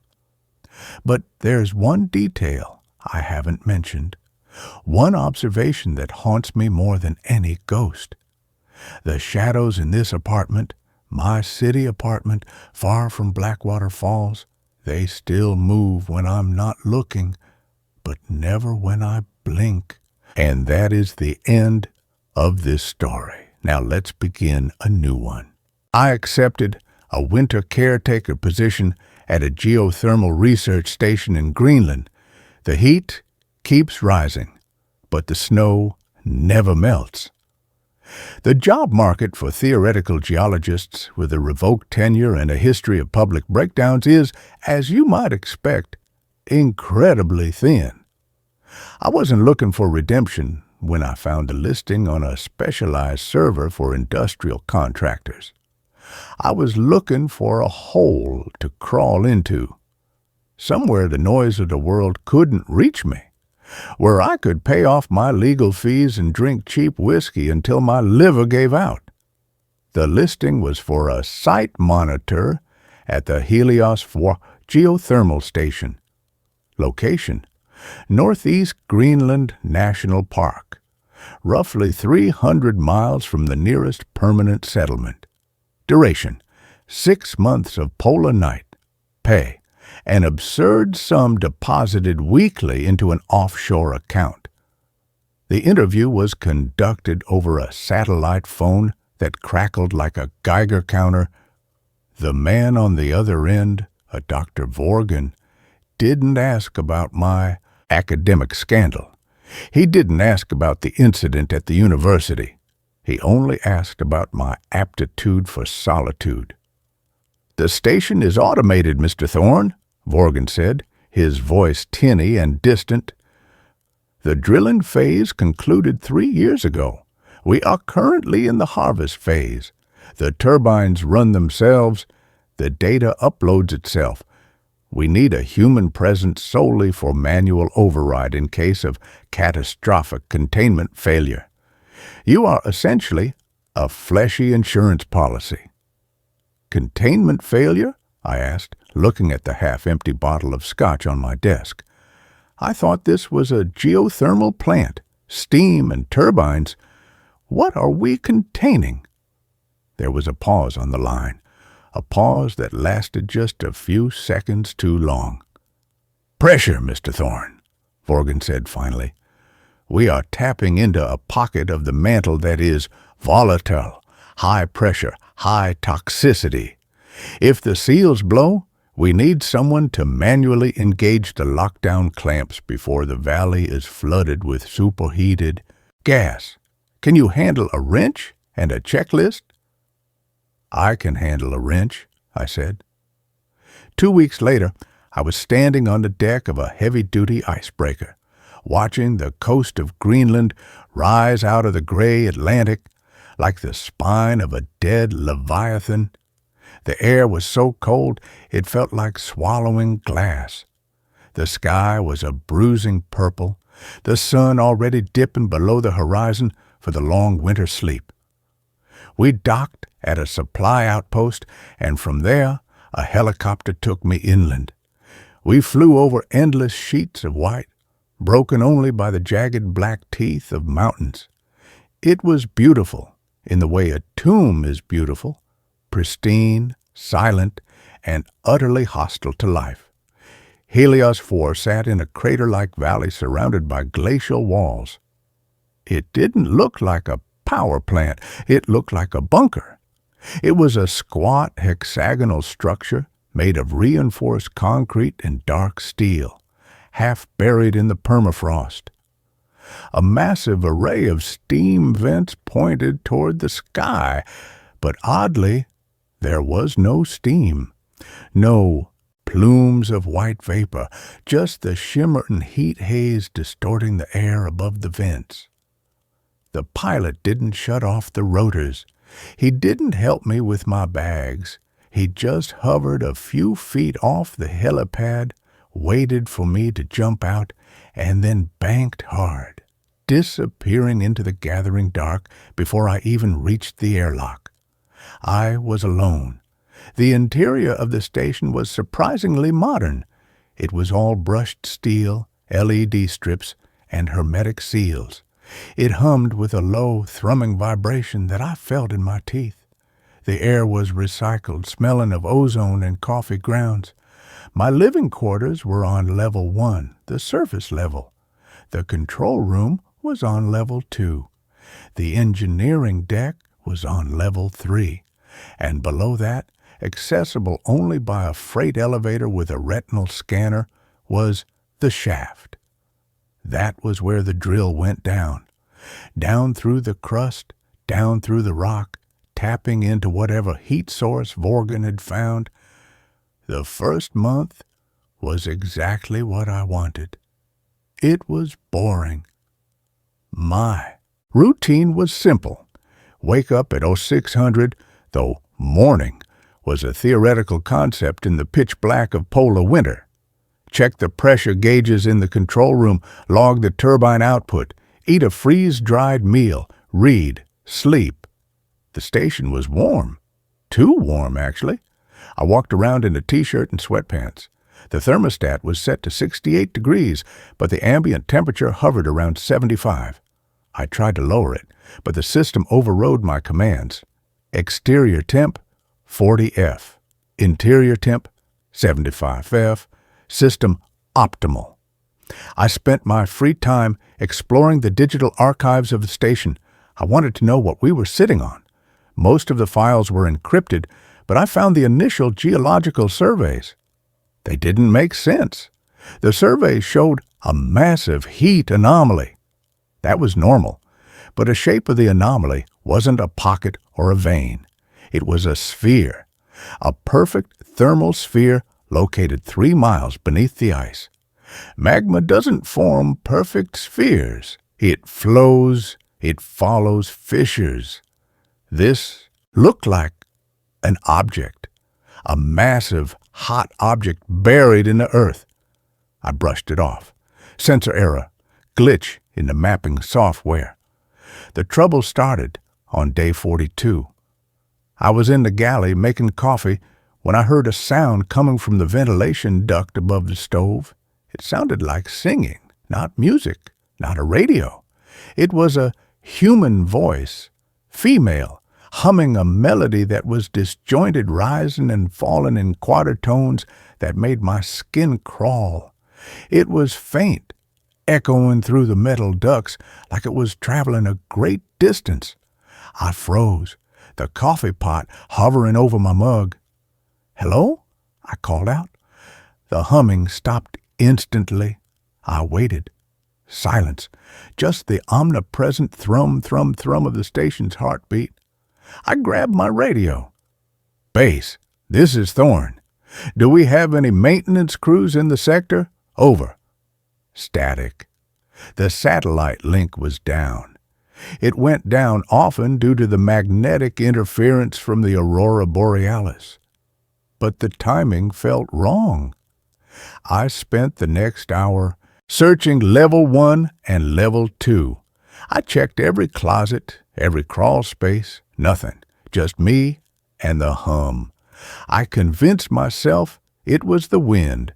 The wind in Greenland can sound like anything, screaming trains, crying babies, humming women. It plays tricks on the mind when you haven't spoken to another soul in 6 weeks. But the next night, the heat went up. I woke up sweating. My sheets were soaked. The air in my cabin was thick and heavy. I looked at the digital thermometer on the wall, 82 degrees Fahrenheit. I groaned and kicked off the blankets. I walked to the control room to check the HVAC system. The readout on the main console was flashing red. Warning, thermal spike in Sector 4. Sector 4 was the drill shaft. I sat in the command chair and pulled up the telemetry. The temperature at the bottom of the shaft at the injection point had jumped by 400 degrees in the last hour. That shouldn't happen. Geothermal energy is constant. It doesn't spike unless there's an eruption. I initiated the coolant flush. Gallons of liquid nitrogen were pumped down the sleeve of the drill to regulate the temperature. I watched the numbers. They didn't drop. They kept climbing. Injection point temp, 1200 F, a 1300 F, 1400 F. And then the audio sensors at the bottom of the shaft triggered. The system was designed to listen for rock fractures, the sound of the earth cracking under pressure. But the audio file that popped up on my screen wasn't the sound of cracking rock. It was a rhythmic thumping. Boom, boom, boom, boom, boom, boom. It was slow, massive. It sounded like a heartbeat. I stared at the screen, sweat dripping down my nose onto the keyboard. "What are we drilling into?" I whispered. I didn't sleep that night. I sat in the control room, watching the numbers climb, listening to that impossible heartbeat thudding through the speakers. Around 400 hours, the temperature stabilized at 1500 degrees. The heartbeat stopped. I decided I needed to go down there. The rules Vorgan gave me were clear. Manual override only in case of catastrophic failure. Well, a heartbeat in the Earth's crust felt pretty catastrophic to me. I took the freight elevator down. Level 3, engineering. The air here was stifling. It smelled of sulfur and something else, something sweet, like rotting fruit. I walked to the heavy blast doors that led to the maintenance catwalk of the shaft. I swiped my key card. The light turned green. The hydraulic locks disengaged with a hiss. I pulled the heavy steel door open. The heat hit me like a physical blow. It was suffocating. I stepped onto the catwalk. It was a metal grate suspended over a black abyss. In the center of the abyss was the drill. It was a massive column of titanium and reinforced steel descending into the dark. It vibrated violently. I walked to the edge of the railing and shone my high-powered flashlight down. The beam cut through the steam and the dark, illuminating the sheer rock walls of the shaft. But the walls weren't rock anymore. About 50 feet down, the gray granite gave way to something else. It was pink. It looked like tissue, like muscle fiber. The walls of the shaft were pulsing. I rubbed my eyes. "Nitrogen narcosis," I muttered. "Oxygen deprivation, heat stroke." I scrambled back to the door, sealed it, and ran back to the elevator. I went straight to the med bay on level 1. I hooked myself up to the vitals monitor. Oxygen saturation, 98%. Heart rate, 120. No toxins in the blood. I wasn't hallucinating. I went back to the control room. I needed to find the logs from the previous caretaker. Vorgan hadn't mentioned a previous caretaker, but there's always a previous guy. I dug into the system root directory. I bypassed the standard user interface and went into the raw data logs. I found a folder labeled User Archives MSM. I opened the last text file, dated 3 months before my arrival. August 14th, it's awake. I don't know how, but the drilling woke it up. Vorgan knows. He has to know. The heat isn't geothermal, it's metabolic. We aren't drawing power from the mantle, we're siphoning body heat. We are a tick on the back of a god. I scrolled down. August 20th. It's talking to me. It uses the pipes. It vibrates the metal to form words. It wants me to open the seals. It says it's cold. It says it's been sleeping in the ice for 1,000,000 years, and it wants to stretch. August 25th. I'm going to open the seals. Not the main clamp, just the auxiliary vents. Just to give it some air. It promised to show me what's beneath the skin. It promised to show me the history of the world. The log ended there. I sat back, the leather chair creaking. SM had opened the vents, and then SM had disappeared, and now I was the tick. The lights in the control room flickered. The hum of the station changed pitch. It went from a mechanical drone to a wet, gurgling sound. The intercom system clicked on. Mr. Thorne. The voice wasn't Forgan. It wasn't the singing woman. It was my own voice. But it was distorted, layered over itself. Mr. Thorne, the ambient temperature is insufficient. Please adjust. I grabbed the radio handset on the console. Who is this? Is this Vorgan? Vorgan is irrelevant, the voice said, using my own intonation, my own pauses. We are the Helios. We are the vessel. The heat is rising, Mr. Thorne. Why do you resist the thaw? I'm shutting it down, I said. I'm engaging the emergency lockdown. That would be unwise. The pressure must be released. If you clamp the vein, the heart will burst. And if the heart bursts, the mountain falls. I slammed my hand onto the emergency lockdown button, a big red mushroom cap under a plastic guard. Sirens wailed. Red strobe lights began to flash. Lockdown initiated. Blast doors sealing. Ventilation closing. The voice on the intercom laughed. It was a terrible sound. It sounded like boulders grinding together. You cannot lock out the house, little flea. You are inside the house. The floor of the control room buckled. A crack appeared in the reinforced concrete. Steam, pink, sweet-smelling steam, hissed out of the fissure. I ran. I needed to get to the surface. I needed to get to the snowcat vehicle in the garage on level 1. I sprinted for the stairs, bypassing the elevator. I didn't trust the electronics anymore. The stairwell was sweltering. It was at least 100 degrees now.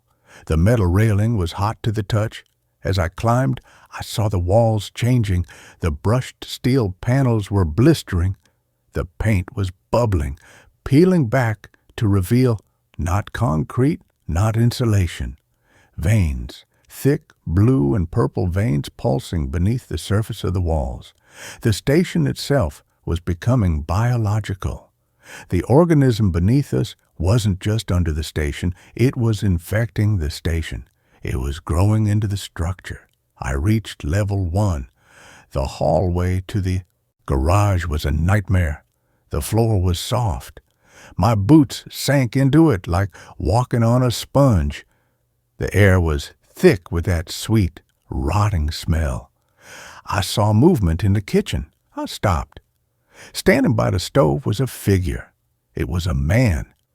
He was wearing a jumpsuit with the name tag S. Miller. Miller? I gasped. He turned around. His face was gone. Where his eyes and nose and mouth should have been, there was just smooth, pink flesh, like a thumb. But his chest was split open. Ribs were cracked outward like a cage, and inside his chest cavity, nestled where his lung should be, was a drill bit, a small rotating piece of metal that spun lazily, grinding against his spine. He raised a hand. He pointed at the garage. "Run!" a voice spoke. It didn't come from him. It came from the vent above his head. "Run, little flea. It likes the chase. I didn't need telling twice. I bolted for the garage door. It was sealed. The lockdown I had initiated had locked me in. "Damn it!" I screamed, pounding on the control panel. I needed the manual release crank. It was in the supply closet down the hall. I turned back. The thing that used to be Miller was walking toward me. It shuffled, its feet dragging through the spongy floor. I ran past it, dodging its grasp of hands. I made it to the supply closet. I grabbed the heavy iron crank. When I turned around, Miller blocked the doorway. He lunged. I swung the crank. It hit him in the head with a wet thud. He didn't fall. The impact just dented the smooth flesh of his face. He grabbed me. His hands were boiling hot. They burned through my clothes. "Let go!" I screamed. I kicked him in the knee. His leg snapped backward with a sickening crunch, bending the wrong way. He fell. I ran back to the garage door. I jammed the crank into the socket and turned. The gears ground together. The heavy door began to lift inch by agonizing inch. Cold air rushed in. Beautiful, freezing, sub-zero air. The snow rushed in with it, swirling across the garage floor. I dropped to my stomach and crawled under the door before it was fully open. I scrambled out onto the ice. The wind hit me, instantly freezing the sweat on my skin. I gasped, the cold burning my lungs. I looked back at the station. It was glowing. The entire hexagonal structure was pulsating with a dull red light. The concrete walls were undulating, and the steam vents, they weren't venting steam, they were venting spores.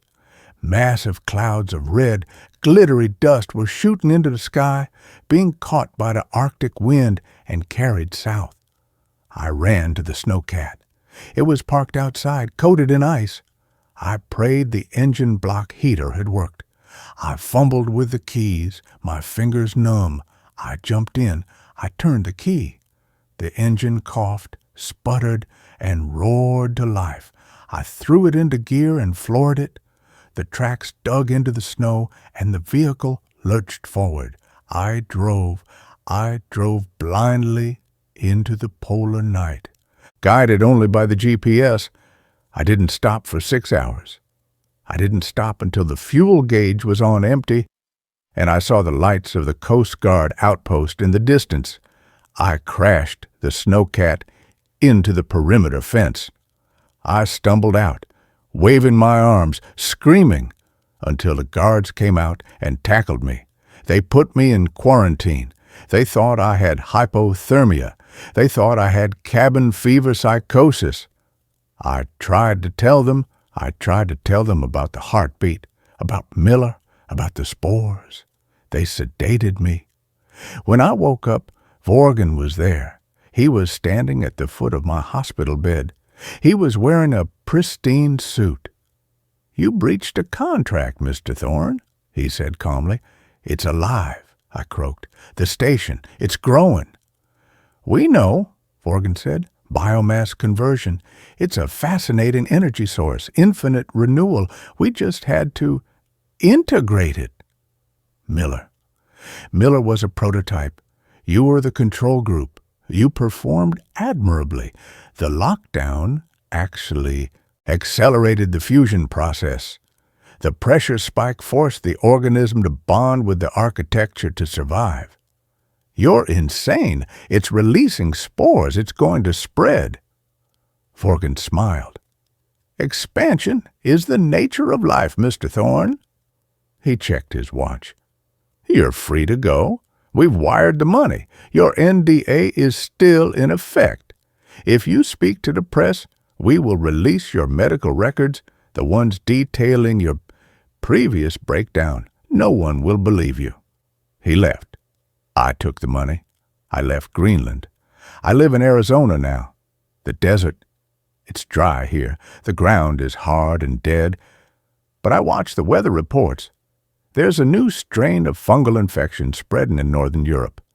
They say it's mild. They say it causes a fever, a slight increase in body temperature. But I saw a photo online yesterday, a photo of a man in a hospital in Oslo. His skin looked smooth, pink, and the caption said he kept complaining about a sound, a humming sound. I have a basement. Here, I went down there yesterday to check the fuse box. I put my hand on the concrete wall. It was warm, and for a second, just a second, I thought I felt a pulse. I think Vorgan was wrong. He didn't integrate the organism, he just gave it a door. And now, the house is everywhere. I'm going to go buy a drill, a big one. If the walls are going to breathe, I want to hear them scream. And that ends this story. A new one starts now. Time skips in my house, and everyone pretends not to notice. I bought the house on Sycamore Lane because it was the only one I could afford after the divorce. A 2-story clapboard with peeling white paint, sagging gutters, and a wraparound porch that groaned like a dying thing. The realtor, a woman named Brenda with 2 red lipstick and eyes that never quite met mine, handed me the keys with a tight smile. "It's got character," she'd said, avoiding the water stain blooming across the living room ceiling like a bruise. "And a price. Well, let's just say the previous owner was eager to move on." She didn't mention why. I didn't ask. The mortgage was manageable. The silence after Sarah left was not. I needed walls. Any walls. Moving in was chaos. Boxes stacked to the ceilings. Dust motes dancing in the slanted afternoon light. The smell of mildew thick in the air. I started in the kitchen, unpacking mismatched plates, the cheap silverware set from the thrift store. I placed my favorite mug, chipped blue ceramic, a souvenir from a hiking trip with Sarah years ago, on the counter beside the sink. I turned to grab a box labeled pans from the hallway. The trip took maybe 15 seconds. When I turned back, the mug was gone. Not knocked over, not shattered on the floor, simply gone. Vanished. I checked under boxes, inside cabinets, even the trash can. Nothing. I chalked it up to exhaustion, stress, the blur of moving. I made a fresh pot of coffee in a different mug, the cheap plastic one, and tried to forget it. That night, the first skip happened. I was lying in the unfamiliar bed in the master bedroom, the mattress thin and lumpy beneath me. The house settled around me with pops and creaks, old timber contracting in the cool night air. I stared at the ceiling, listening to the silence where Sarah's breathing should have been. The digital clock on the nightstand glowed 2:17 a.m. I closed my eyes, willing sleep to come. Then, nothing. I opened my eyes. The room was the same, but the clock now read 3:49 a.m. 1 hour and 32 minutes gone, erased, like a film reel with frames cut out. My body felt stiff, as if I'd been lying perfectly still for hours, but my mind held no memory of those missing minutes. No dreams, no awareness. Just a smooth, seamless cut from 2:17 to 3:49. A cold sweat prickled my scalp. I sat up, heart pounding. I checked the window. The moon was in the same position, casting the same silver rectangle on the worn rug. No storm. No power outage that could explain a clock glitch. I shook the clock. The numbers stayed stubbornly at 3:49. I touched my own face. Cold. Real. The missing time felt like a phantom limb, a space where something vital should have been but wasn't. I didn't sleep again that night. I sat in the armchair by the window, watching the slow creep of dawn, jumping at every house groan, waiting for the seconds to vanish again. The next morning, over bitter coffee in the plastic mug, I mentioned it to Mrs. Gable, the elderly neighbor who'd brought over a welcome casserole. She lived next door in a pristine, lace-curtained bungalow. Her garden was immaculate, her white hair always neatly pinned. I found her weeding her roses, the scent thick and cloying in the warm air. "Mrs. Gable, strange thing happened last night. Woke up and over an hour it just disappeared. Clock jumped from 2:17 to almost 4 a.m.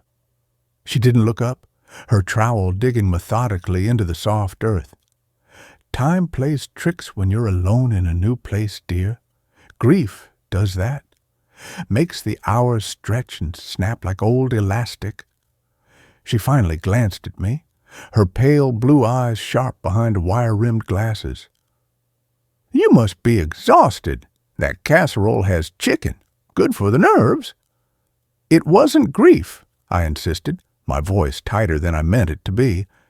"It was like a gap, a hole in time." She patted the soil around a rose bush. "With finality. This old neighborhood has its quirks. Houses breathe. Pipes knock. Clocks get temperamental. Pay it no mind. Focus on unpacking. Makes a place feel like home." She turned back to her roses, effectively ending the conversation. Her dismissal was absolute. A wall. I felt foolish. Maybe she was right. Grief and stress. I was still raw. But the skips kept happening. Not just at night. I was hanging a picture in the hallway. A landscape print. Meaningless, but better than bare plaster. I hammered the nail. It went in crooked. I muttered a curse, set the hammer down on the floorboard beside me, and turned to grab the level from my toolbox 3 feet away. I turned back. The hammer was gone. The nail was perfectly straight. The picture hung centered on the wall. My hands were empty. My pulse hammered in my throat. I looked at my watch. 10:03 a.m. I was sure it had been 9:58 when I started. 5 minutes. Erased. The hammer sat neatly on the workbench across the room, where I hadn't placed it. I touched the picture frame, cold glass, real. The nail held firm. I backed away slowly, the hallway suddenly feeling too narrow, the wallpaper pattern swimming. Panic made me call my best friend Mark. He came over that evening, skeptical, but concerned. I poured us beers on the sagging porch, the setting sun painting the peeling paint in bloody hues. I told him everything, the missing mug, the vanished hour, the hammer, the 5 minutes lost. He listened quietly, swirling his beer. "Dude," he finally said, not unkindly, "you've been through hell, divorce, moving, this creepy-ass house. Your brain's on overload. Sleep deprivation does wild things. Time distortion is totally documented. It's not supernatural. It's neuroscience." He clapped me on the shoulder. "Get some proper sleep. Maybe see a doc about the stress. This place—" He glanced at the dark windows of the house. "It's getting to you. Needs new paint, for starters." I wanted to believe him, desperately. But later, as we'd stood in the kitchen grabbing more beers, it happened again. Mark was mid-sentence. "And Brenda said the roof was new last year, but it looks pretty rotted to me." He reached for the fridge handle. I saw his hand close on the cold metal. Then, nothing. I blinked. Mark was already walking out of the kitchen, 2 beers in hand, continuing his sentence as if there'd been no break. "So, I'd get it checked before winter." He handed me a beer. "You okay? You zoned out for a sec." "Mark," I said, my voice low and urgent, "what were you saying before you opened the fridge?" He frowned. "Huh?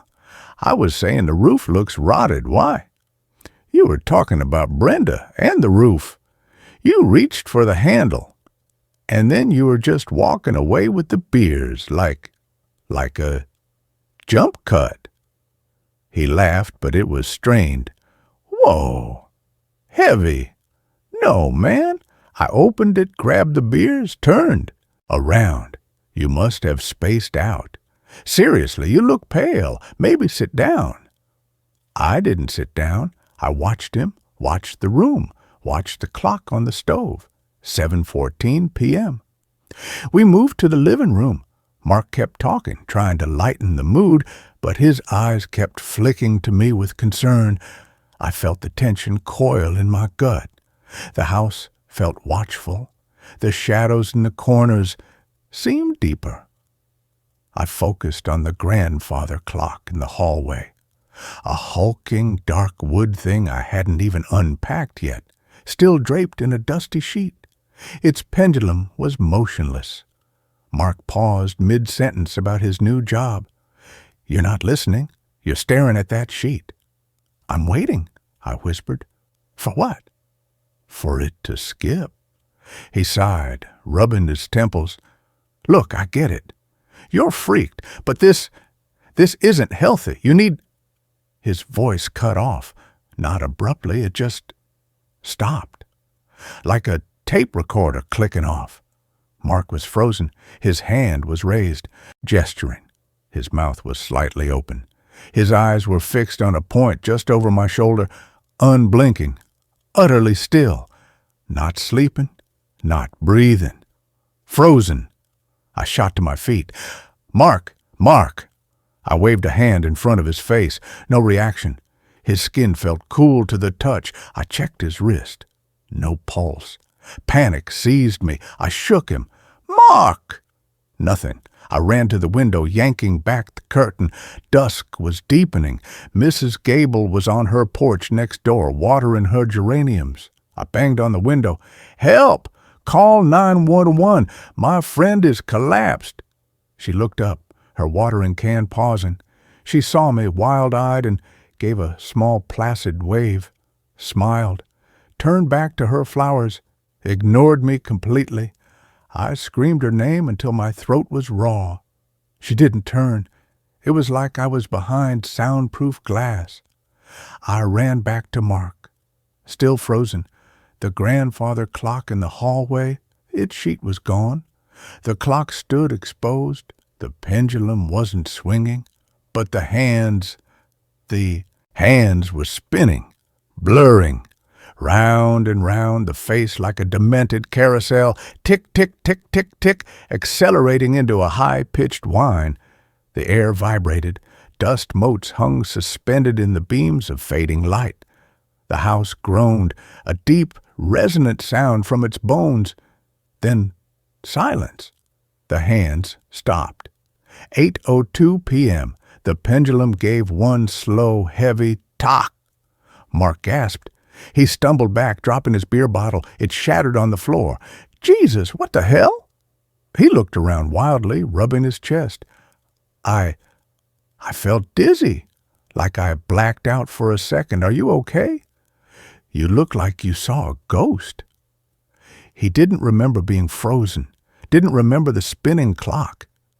He saw the broken glass, my terrified face, and assumed I'd had another episode. He left soon after, making excuses about an early start tomorrow, his concern now edged with something else. Fear, not of a house. Of me. The truth settled over me like cold ash. It wasn't just me. The house stole time, and everyone around me, Mrs. Gable, Mark, Brenda the realtor, they all knew. They just pretended not to, for their own peace of mind, or because acknowledging it gave it power. The house demanded silence. It fed on the unspoken. The skips became more frequent, more invasive. I'd be washing a plate, soap suds on my hands, and suddenly I'd be standing in the living room holding a book I hadn't picked up. The plate clean and dry in the drainer. An hour vanished. I'd wake up on a couch fully clothed, the TV static hissing, no memory of falling asleep, the clock showing 5:17 a.m. Once, I was standing in the shower, water hot on my back, when the world glitched. I was suddenly sitting at the kitchen table in dry pajamas, a cold cup of tea in front of me, the digital clock reading 4:44 a.m. The steam from the shower still clung to my skin. The smell of shampoo was in my hair. But the bathroom was dry, silent. The shower hadn't been running. I started documenting it, a notebook on the kitchen counter. I'd write the exact time before I did something mundane. 9:03 a.m., making coffee. Then, after the skip, I'd write what I found. 9:18 a.m., coffee made, mug full, stove cold, no memory of pouring it. The gaps grew longer, 10 minutes, 20, an hour. The entries became frantic scribbles. 3:17 p.m., opening front door to take out trash, skip. 4:02 p.m., standing in backyard. Trash can is full, garbage bag is tied, hands are dirty, no memory of walking outside. 11:49 p.m., reading in bed, skip. 1:33 a.m., standing in a hallway, light on, door to basement is open, basement is dark. Door was closed and locked before. The basement door. It was always locked. A heavy bolt I'd installed after finding the original lock broken. I never went down there. The realtor had been vague about it. Storage space, damp, best left alone. But after that skip, the bolt was undone. The door stood ajar, revealing only impenetrable blackness and the smell of wet earth. I didn't go down. I slammed the door shut, threw the bolt, and dragged a heavy chest of drawers in front of it. My hands shook. Mrs. Gable noticed the chest. She came over the next day with a just-baked loaf of banana bread, her smile too wide, too fixed. "Everything all right, dear? That's quite the barricade." She nodded at the chest blocking the basement door. "The lock's broken," I said flatly, not taking the bread. "And the skips, they're getting worse. Longer. I saw Mark freeze. The clock spun. You saw me banging on the window. You saw." Her smile didn't waver, but her eyes hardened like chips of ice.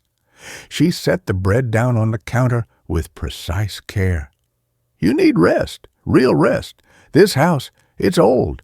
It holds on to things, sad things, angry things. It echoes, but it doesn't take anything. Time is precious, dear. Don't let your grief steal it from you." She patted my arm. Her hand was cold. "Eat the bread. It's good for you." She left without another word. The bread sat on the counter. I threw it away. It smelled faintly of dust and something sweetly rotten. The final skip happened on a Tuesday. Rain lashed the windows, turning the world gray and blurred. I was in the kitchen, trying to make soup, chopping vegetables. The rhythmic thwack of the knife on the cutting board was soothing. 2:17 p.m. I remember thinking how the rain sounded like static. I lifted the knife for another chop. Silence, not the absence of sound. A thick silence, heavy, pressed down, like diving deep underwater. I was no longer in the kitchen. I stood on the porch. The rain had stopped. The sky was a clear, hard blue. Late afternoon sun warmed the peeling paint of the railing. It was silent, not peaceful. Empty. No birds, no distant traffic, no wind in the leaves of the ancient sycamore tree at the edge of the yard. Just absolute, watchful stillness. The air smelled clean, sharp, wrong. I turned. The house looked different.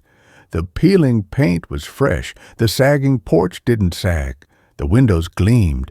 It looked lived in, loved, happy. But the silence was suffocating.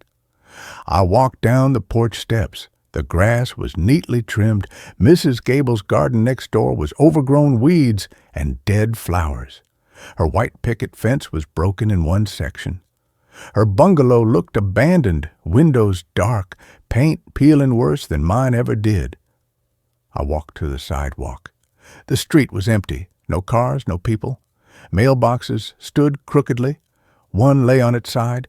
A child's red tricycle lay abandoned on a lawn, half buried in tall grass. The world was frozen in a moment of abrupt abandonment. And a silence? It hummed, a low, almost subsonic vibration in the bones of earth. In my bones? I looked back at my house, my new house. The front door stood open, warm golden light spilled out onto the porch. The smell of baking bread, real bread, yeasty and warm, drifted to me. Laughter, soft, muffled laughter from inside.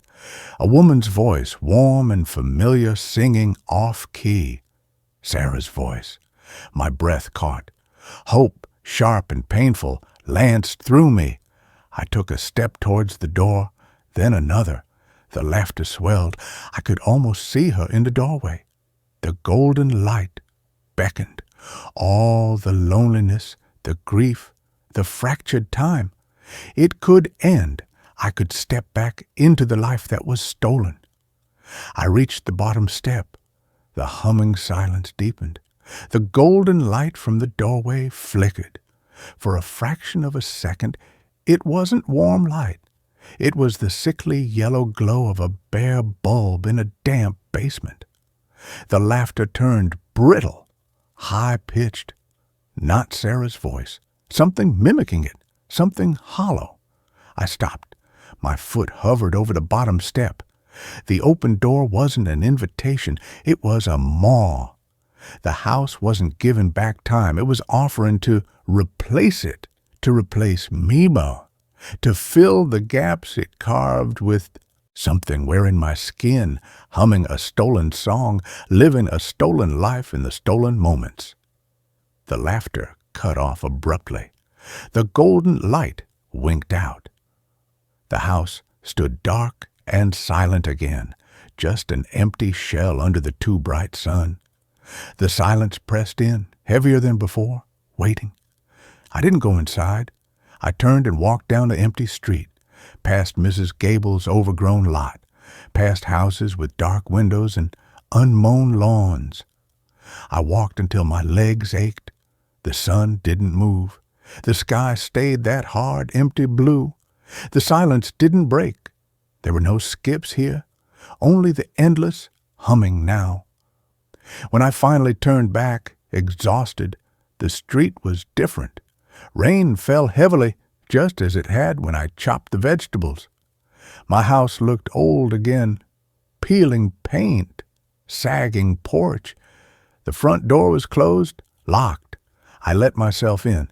The kitchen was exactly as I'd left it, knife in my hand, carrot half chopped on the board, steam rising from the pot on the stove. The digital clock on the microwave read 2:18 p.m., 1 minute. That's all the house gave me back. 1 minute stolen from a frozen afternoon that never was. I put the knife down, washed my hands slowly. The water from the tap was cold, real. I made the soup, ate it alone at the small kitchen table. The silence of the house was different now, not watchful. Satisfied. The skips didn't happen that night or the next. The house had taken what it needed, a taste, a promise. Mrs. Gable came by the following morning. Her garden was immaculate again, her bungalow pristine. Her smile was warm, genuine. "Slept well, dear? You look better." She didn't ask about the chest blocking the basement door. It was gone. I hadn't moved it. The bolt on the basement door was intact, locked tight. I didn't tell her about the frozen street, the golden light, the stolen laughter. I just smiled back. "Yes," I said, my voice calm. "I slept fine." She patted my arm. "Good. This house, it just needs someone to care for it, to belong here." She left, humming a little tune I didn't recognize. I stood on the porch, watching her walk back to her perfect garden. The sycamore tree rustled in a breeze I couldn't feel. The air smelled of wet earth and something else, something old, waiting. I looked at my watch. 10:03 a.m. I closed my eyes, felt the familiar tug, the smooth, seamless cut. Not fear this time. Resignation, acceptance. The house needed its rhythms, its pauses, its stolen breaths. When I opened my eyes, the watch read 10:17 a.m. 14 minutes gone, erased. I didn't check the kitchen. I didn't need to. I knew the soup pot would be clean on the stove, the carrot would be diced, the house would be warm, quiet, mine. I walked inside, closed the door softly behind me. The silence welcomed me. The silence was me. I am learning to skip. The story ends here. Let's begin the next one. The town clock struck 13 times last night, and time has felt wrong. Since I rented the apartment above the old clockmaker's shop because it was the only place in Blackwater Falls that didn't feel like it was judging me.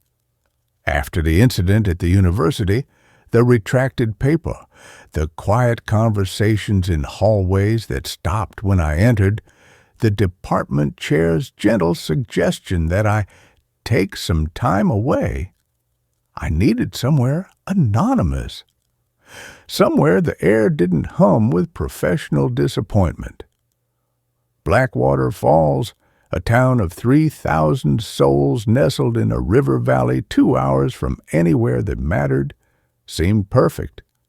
No one here cared about academic scandals. They cared about the salmon run and whether Old Man Hemlock would finally fix the pothole on Maple Street. The listing was sparse. Apartment above clock shop, utilities included. Landlord is downstairs, $450 per month. No photographs. When I called the number, a man with a voice like grinding gears answered and said he'd show me the place at 4 o'clock sharp. Don't be late, he'd said. The light through the front window is best at 4:03. You'll want to see it then. I arrived at 3:58. The shop occupied a narrow brick building on the town's main street, sandwiched between a hardware store and a diner that closed at 8. A faded sign above the door read, Alistair Finch, Horologist, in peeling gold leaf.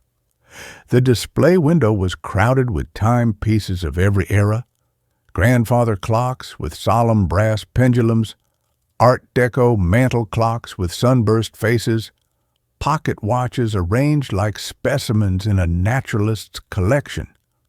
All of them kept perfect time, their hands moving in silent unison. At precisely 4:03, as promised, the late afternoon sun struck the window at an angle that set every glass face ablaze with reflected gold. It was beautiful, hypnotic. I signed a month-to-month lease without asking a single question.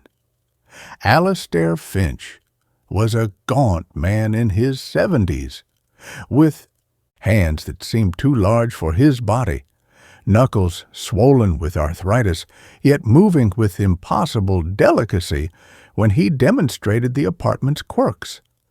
The space itself was surprisingly spacious, a single open room with exposed brick walls, hardwood floors worn smooth by generations of footsteps, and a kitchenette tucked beneath a dormer window overlooking the town square. But the centerpiece was the clock.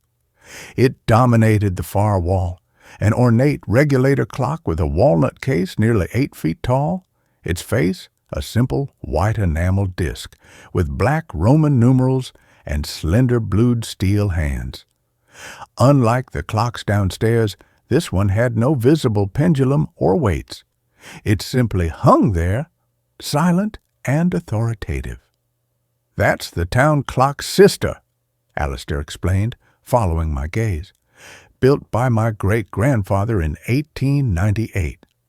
The one in the square is the master. This is the witness. They've kept time together for 126 years. He tapped the glass covering the face. It hasn't gained or lost a second in my lifetime. You can set your life by it. I moved in the next day. The first week passed in a blur of unpacking boxes and trying to ignore the persistent ache of professional shame. I spent my days walking the river trails, my nights reading novels I'd owned for years but never opened. The clock on the wall ticked with metronomic precision, a soft, steady tock, tock, tock. That should have been maddening, but instead became a kind of meditation. I found myself glancing at it constantly, not to check the time, but to confirm its reliability. In a life that had recently unraveled, its constancy felt like an anchor. The town itself operated on a rhythm I found both alien and soothing. Shopkeepers closed at 5 without apology. The diner's special really did change daily, handwritten on a chalkboard each morning. People nodded to strangers on the street, and every hour on the hour, the great clock in the square chimed, deep, resonant. Notes that rolled across the rooftops and seeped through my window glass. I learned to anticipate them, to feel the vibration in my teeth a half second before the sound arrived. 11 chimes at 11 o'clock, 6 at 6, 12 at midnight, always 12, always precise, until last night. I'd gone to bed early, exhausted from a day spent trying to draft a new research proposal, a futile exercise that left me staring at a blank document until my eyes burned. I fell asleep around 10:30, and I woke at midnight to the sound of chiming. 1, 2, 3. The notes rolled across the valley, each one vibrating in my chest cavity. I lay in bed counting, as I had done every night since moving here. 7, 8, 9. Something felt different tonight. The chimes seemed to hang in the air longer, their resonance deeper, more resonant than usual. 10, 11, 12, and then a 13th. The sound didn't fade after 12. It continued, a 13th note that shouldn't have existed, ringing out with the same crystalline clarity as the others. I sat bolt upright in bed, my heart hammering. 13. The clock had struck 13 times. I counted again in my head, certain I'd miscounted in my groggy state. But no, the final chime had been distinct, separate, impossible. I swung my legs out of bed and crossed to the window, peering down at the town square. The clock tower stood silhouetted against the star-dusted sky, its face unreadable from this distance. The square below was empty. No late-night revelers, no passing cars. Just silence after that impossible 13th chime. I glanced at the regulator clock on my wall. Its hands pointed precisely to 12. The second hand, a slender black line I hadn't even noticed before, crept forward with mechanical inevitability. 12 hours, 0 minutes, 1 second. 12 hours, 0 minutes, 2 seconds. Nothing unusual. I returned to bed, but didn't sleep.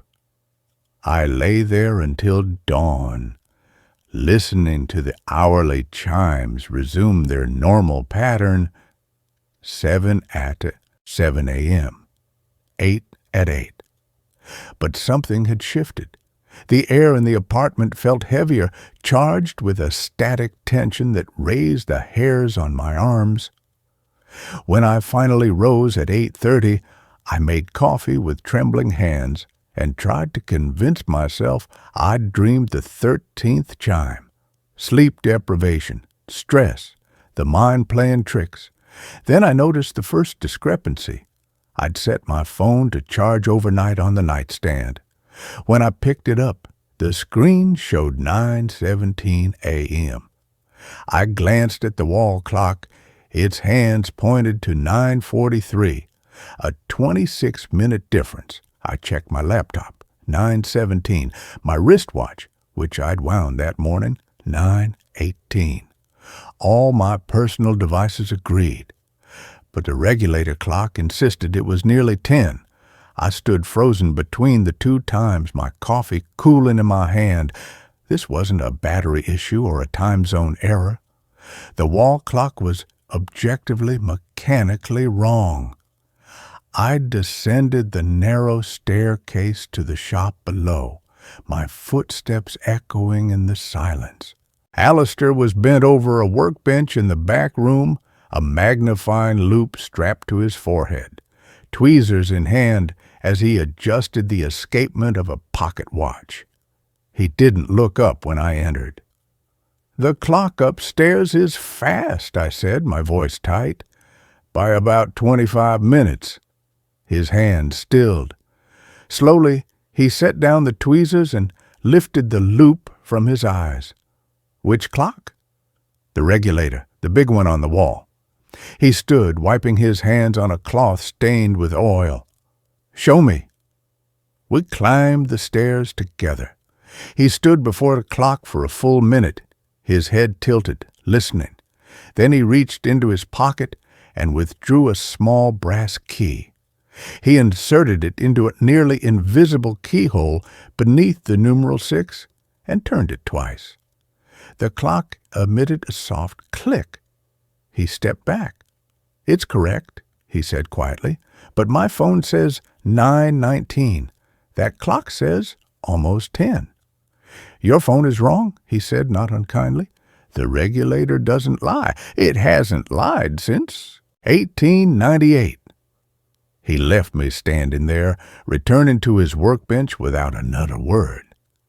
I spent the next hour conducting an experiment. I synchronized my phone to the atomic clock time server. 10:03:17. I watched the regulator's second hand sweep around a dial. When my phone read 10:04:00, the regulator's minute hand clicked forward to 10:05. It wasn't just fast, it was pulling ahead, gaining time at an accelerating rate. By noon, the discrepancy had grown to 47 minutes. By 3 p.m., an hour and 22 minutes. I stopped answering my phone when colleagues from the university called. Their voices felt distant, unreal, like transmissions from another planet. I stopped eating. I just watched the two times diverge, my own devices crawling forward at their steady pace while the regulator raced ahead, its tick growing louder, more insistent, until it filled the apartment like a second heartbeat. At 6 p.m. on my phone, the regulator struck 7. The chime was different from the square clocks, higher pitched, more intimate, vibrating through the floorboards beneath my feet. And as the 7th note faded, I saw it, a flicker at the edge of my vision, a shape in the corner of the room where the shadows gathered thickest. I turned sharply, my breath catching. Nothing, just the brick wall, the dormer window, the fading light of evening. But the impression remained, a sense of presence, of something having just stepped out of sight. I told myself it was exhaustion, sleep deprivation, the psychological toll of watching time itself fracture.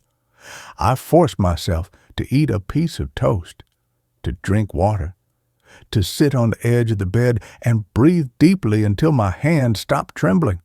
When I looked up again, the regulator read 8:14 p.m. My phone read 6:38 p.m. The discrepancy was now an hour and 36 minutes, and the room felt crowded. The air had thickened, grown viscous. Sounds from the street below, the distant laughter of teenagers, the rumble of a passing truck arrived distorted, as if traveling through water. I stood and walked to the center of the room, turning slowly. The shadows in the corners seemed deeper than they should be, more substantial, like pools of liquid darkness that might, if I stared too long, resolve into shapes. At 9 p.m. on my phone, the regulator struck 10:30.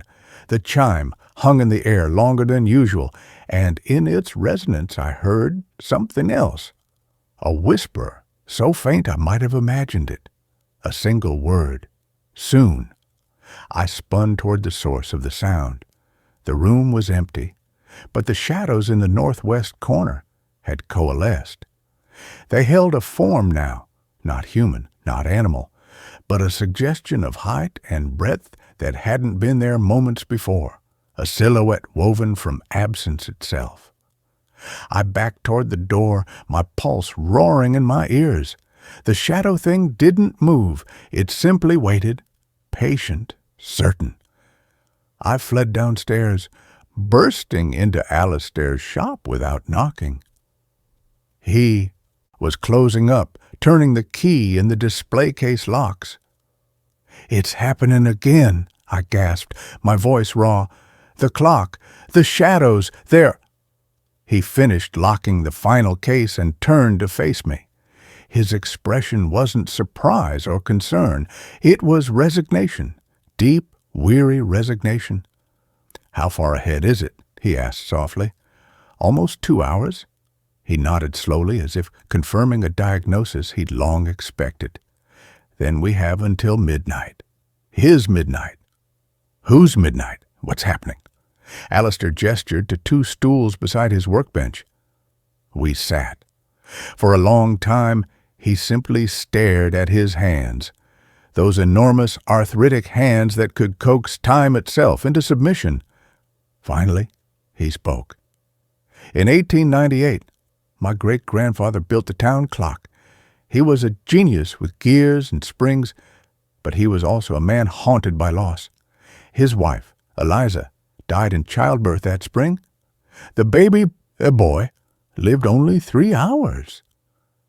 Alistair's voice remained steady, but his knuckles whitened where he gripped his knees. He couldn't bear the thought of time moving forward without her.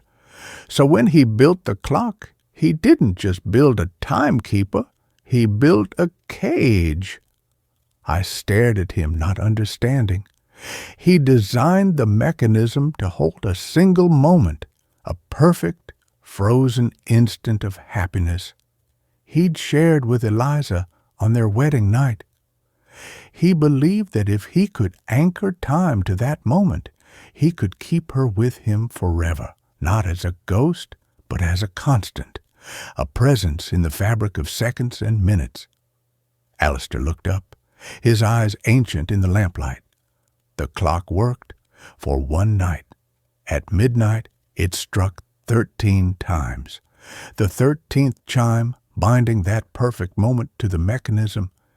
And for those 60 minutes between 12:13 and 1:13, time didn't just slow. It folded. Past and present occupied the same space. He saw her. He spoke to her. He held her hand as if she'd never left. What happened at 1:13? The mechanism couldn't sustain the paradox. Time snapped back into its proper sequence. But the fold remained, a scar in the fabric of this town, a weak spot. And every few decades, when the planetary alignments match that first night in 1898, the clock strikes 13 again, and the fold reopens. I thought of the shadow in my apartment, the whisper in the chime. It's not just a memory, it's something else, something that comes through. Alistair's gaze dropped to the floor. My great-grandfather went mad after that first night. He spent the rest of his life trying to recreate the fold, to make it permanent. He built the regulator upstairs as a secondary anchor, a witness to stabilize the phenomenon. But he didn't understand what he'd truly done. He hadn't captured a memory. He'd torn a hole, and something on the other side, something that exists outside of time, noticed the tear. He stood and walked to a cabinet against the far wall.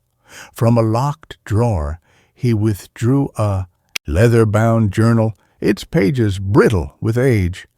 He opened it to a sketch, a detailed drawing of the town clock's interior mechanism, with annotations in a tight, precise hand.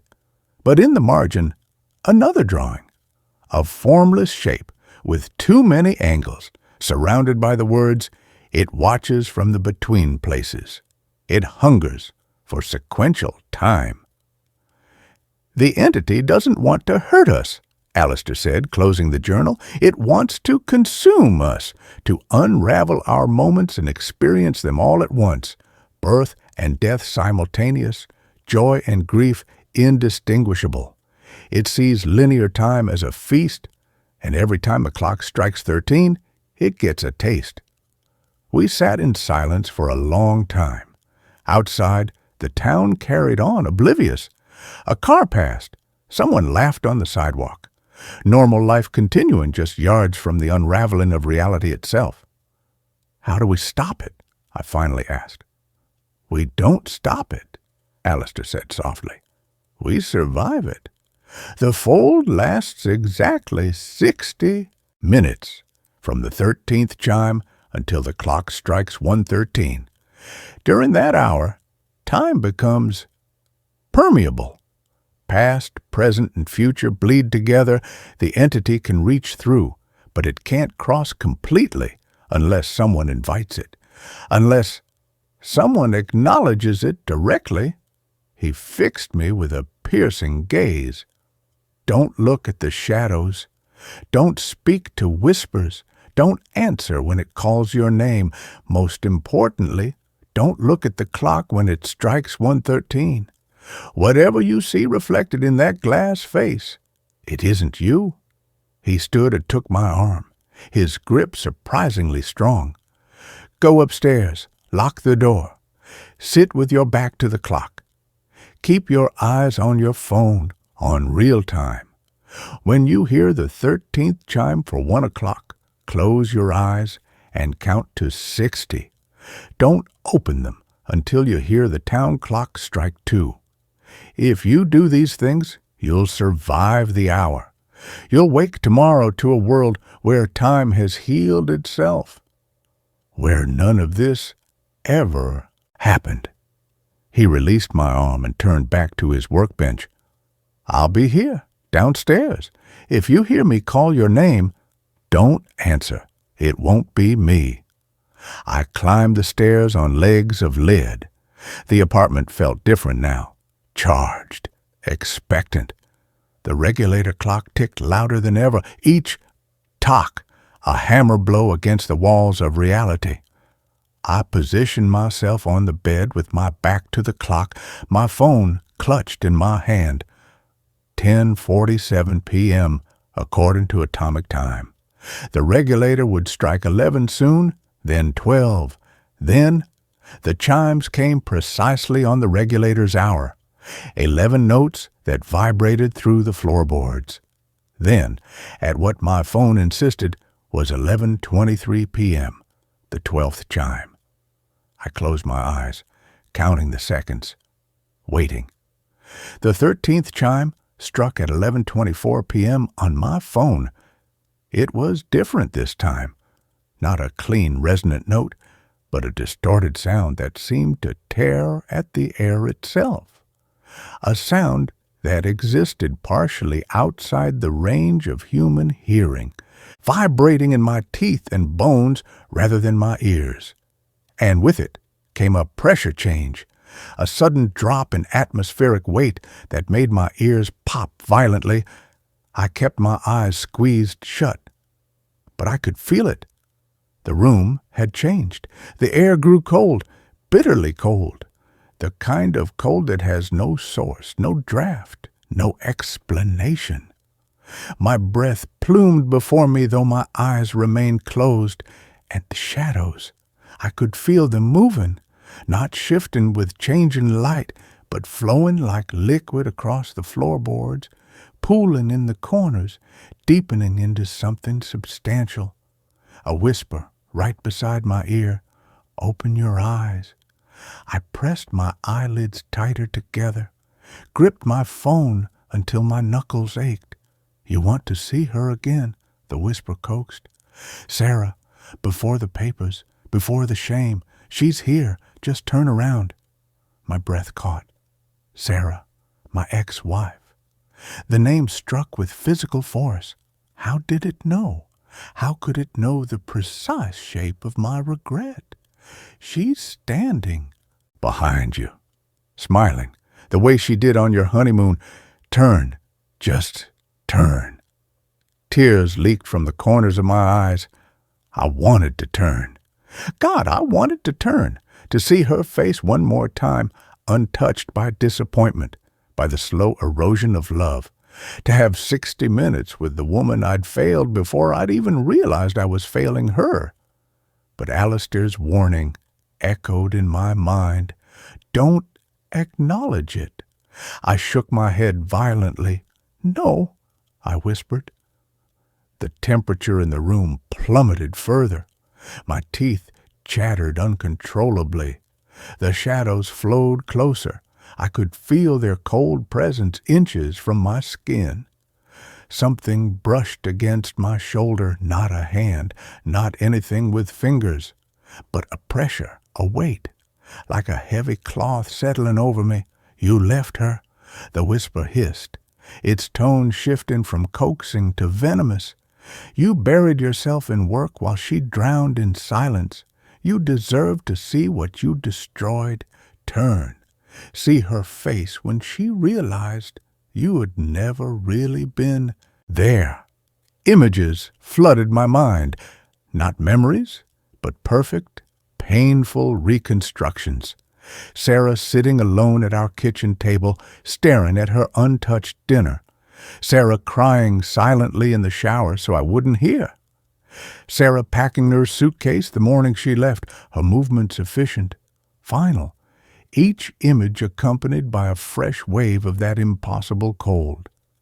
The regulator ticked on, its rhythm subtly altered, sometimes accelerating into a frantic staccato, sometimes slowing to a crawl where seconds stretched into minutes. Time itself had become elastic, malleable.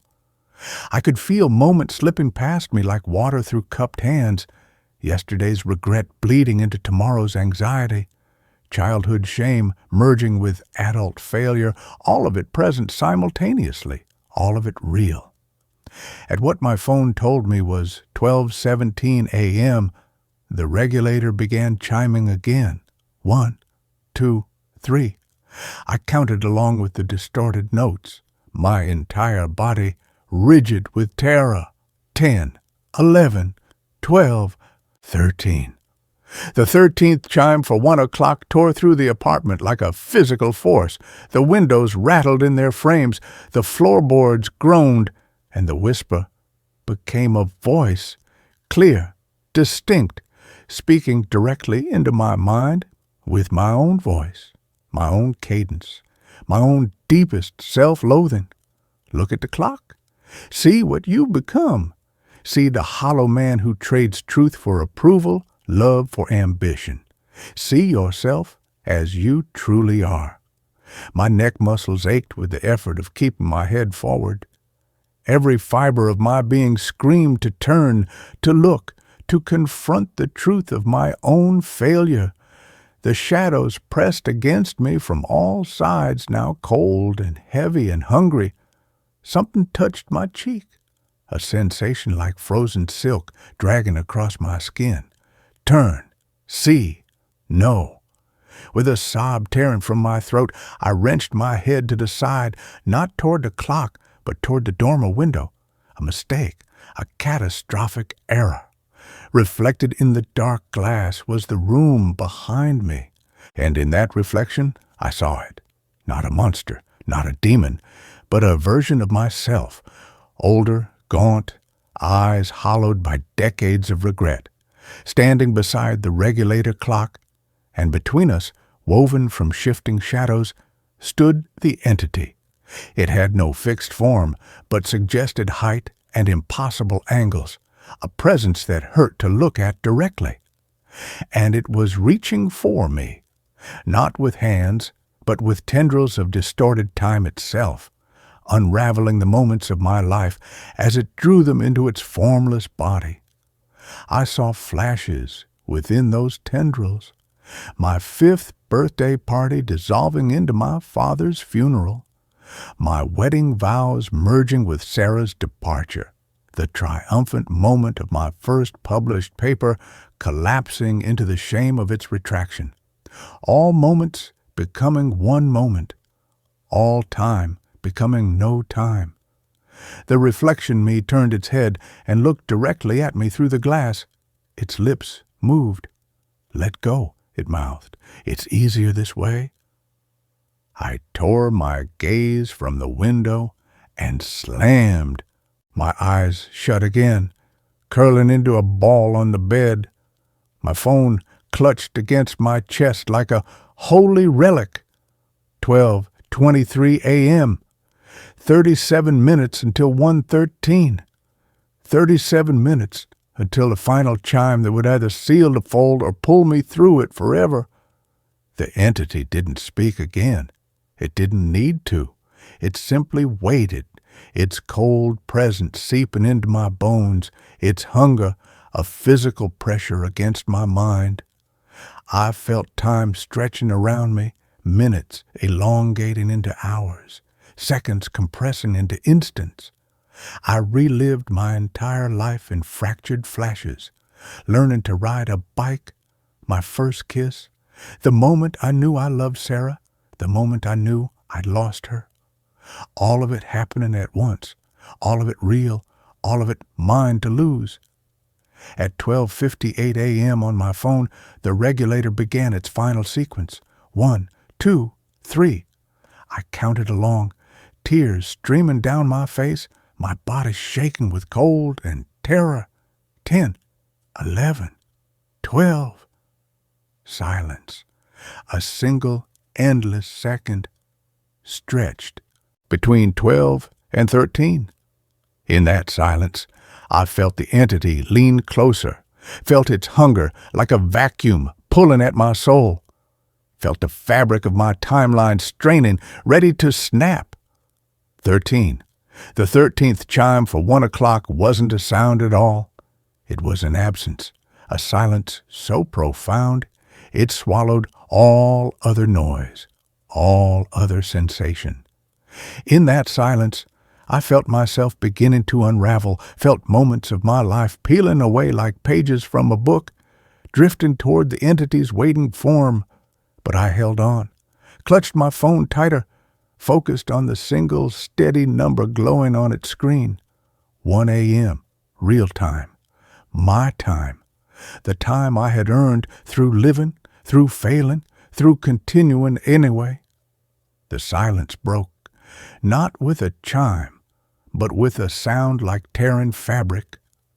A violent shudder passed through the apartment, the walls groaning, the floorboards buckling, the regulator clock emitting a final discordant crack as something inside its mechanism shattered.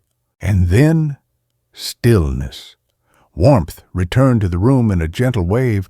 The pressure lifted. The shadows receded, becoming ordinary darkness once more. I kept my eyes closed, counting slowly to 60 as Alistair had instructed. When I opened them, dawn light filtered through the dormer window. My phone read 7:03 a.m. I turned slowly, dreading what I might see. The regulator clock hung silent on the wall, its hands frozen at 1:13. A hairline fracture spiderwebbed across its glass face, but the room was empty. The shadows were just shadows. The air smelled of dust and old wood and morning. I descended the stairs on trembling legs. The shop below was empty. Alistair's stool sat pushed back from the workbench. His loop lay beside a half-disassembled pocket watch. but he was gone. On the workbench, next to his tools, lay a single sheet of paper. I picked it up with numb fingers. The fold is sealed for another generation. I chose to stay on the other side, to keep watch from within the scar. Someone must tend a mechanism even broken, especially broken. Don't mourn me. I am where I need to be, and you must leave this town today. The entity knows your taste now. It will remember. Go somewhere with no clocks, somewhere time moves carelessly, and never ever listen for a 13th chime again. Beneath the note lay a small brass key, the same key Alistair had used to wind the regulator. I slipped it into my pocket without thinking. I packed my bags in 20 minutes. Didn't shower, didn't eat, just stuffed clothes into suitcases and carried them to my car. As I drove away from Blackwater Falls, I watched the town clock recede in my rearview mirror. Its hands moved normally. 12 chimes at noon as I passed the city limits. I've been on the road for 3 days now. I avoid towns with prominent clocks. I keep my phone on silent, its time display turned off. I sleep in motel rooms with no wall clocks, drawing the curtains against the sun so I won't know whether it's morning or evening. But last night, in a roadside motel outside Boise, I woke at precisely 12 a.m., according to the glowing numbers on the microwave across the room. And from somewhere far away, perhaps from the valley between mountains, perhaps from the space between heartbeats, I heard it, a single distant chime, followed by a second. I pulled the pillow over my head and counted my own breaths until dawn. When I finally dared to look at my phone, the time read 12:02 a.m., but the microwave across the room glowed with a different number, 1:15 a.m., and this morning, when I checked out, the clerk smiled pleasantly and said, "Have a nice day, sir. Beautiful weather for a Tuesday." I didn't correct him. I didn't tell him it's Wednesday, because as I drove away from that motel, I glanced at my phone's calendar feature, and it agreed with him. It's Tuesday. It's been Tuesday for 38 hours now, and in the rearview mirror, just beyond the edge of sight, the shadows between telephone poles seemed to linger a moment too long, to hold a shape that shouldn't be there, to watch me drive through a day that refuses to end. I don't know how much time I have left.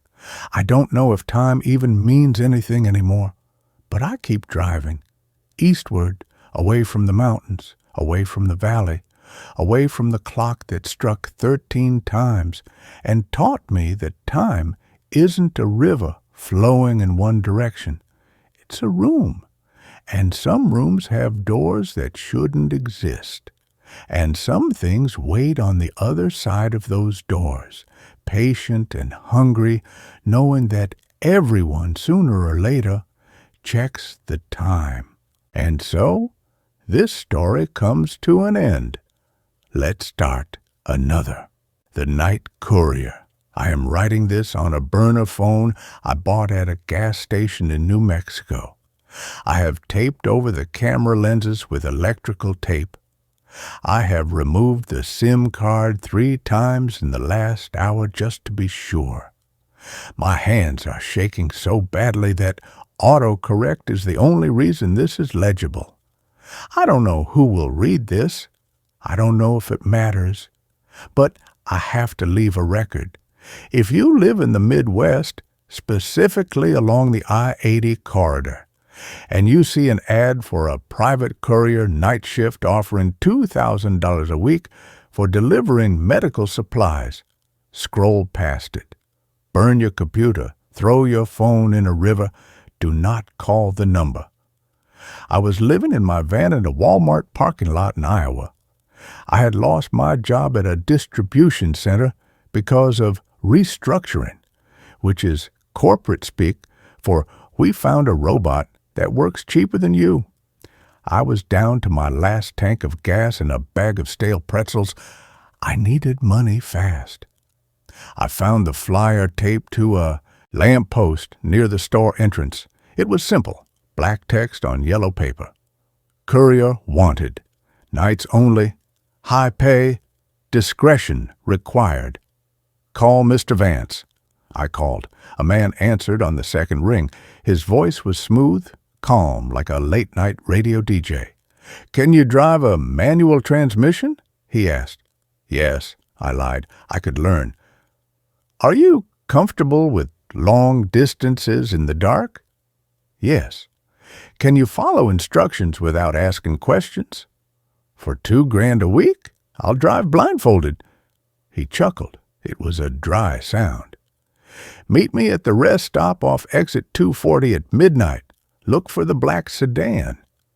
I showed up. The rest stop was deserted, bathed in flickering orange sodium lights. A black Lincoln Town car was idling near the restrooms. The windows were tinted so dark they looked painted. I knocked on the glass. It rolled down. Mr. Vance was older than he sounded. He wore a crisp suit and sunglasses, even though it was midnight. He didn't look at me. He looked straight ahead at the highway. "The job is simple," he said, handing me a heavy envelope and a set of keys. "Take the white van parked around the back. In the back of the van, there is a cooler. Do not open the cooler. Do not adjust the temperature settings. Deliver it to the address inside this envelope. You have exactly 6 hours. If you are late, do not deliver it. Just leave the van and walk away. We will find it." "What's in the cooler?" I asked. "Medical samples," he said.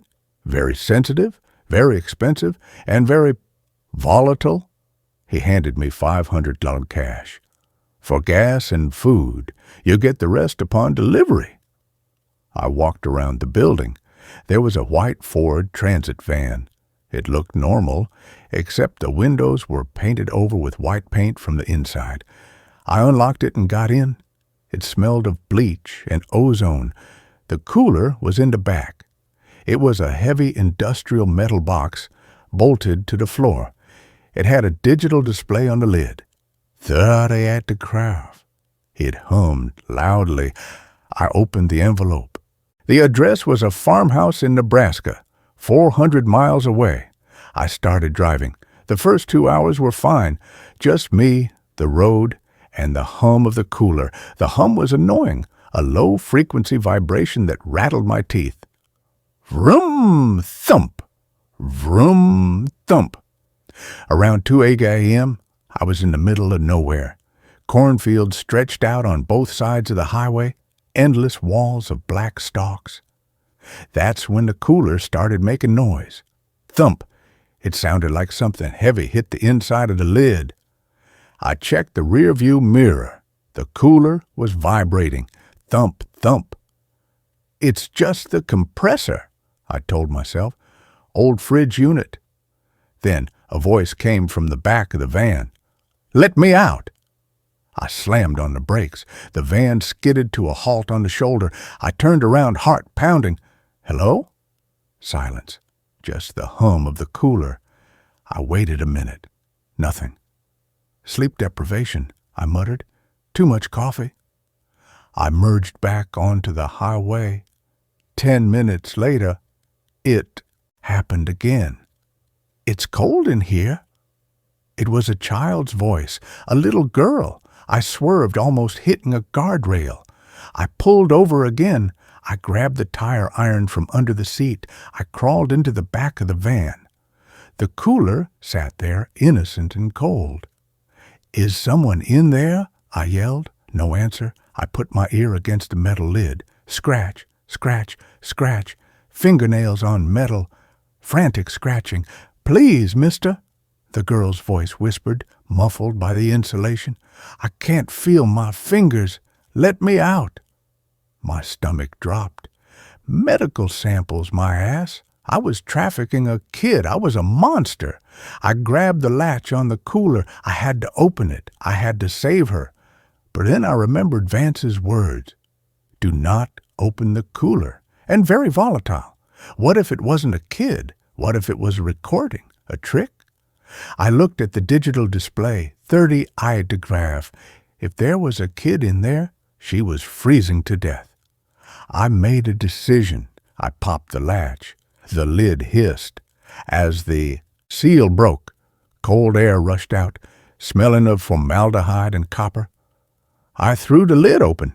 The cooler was empty. Well, not empty.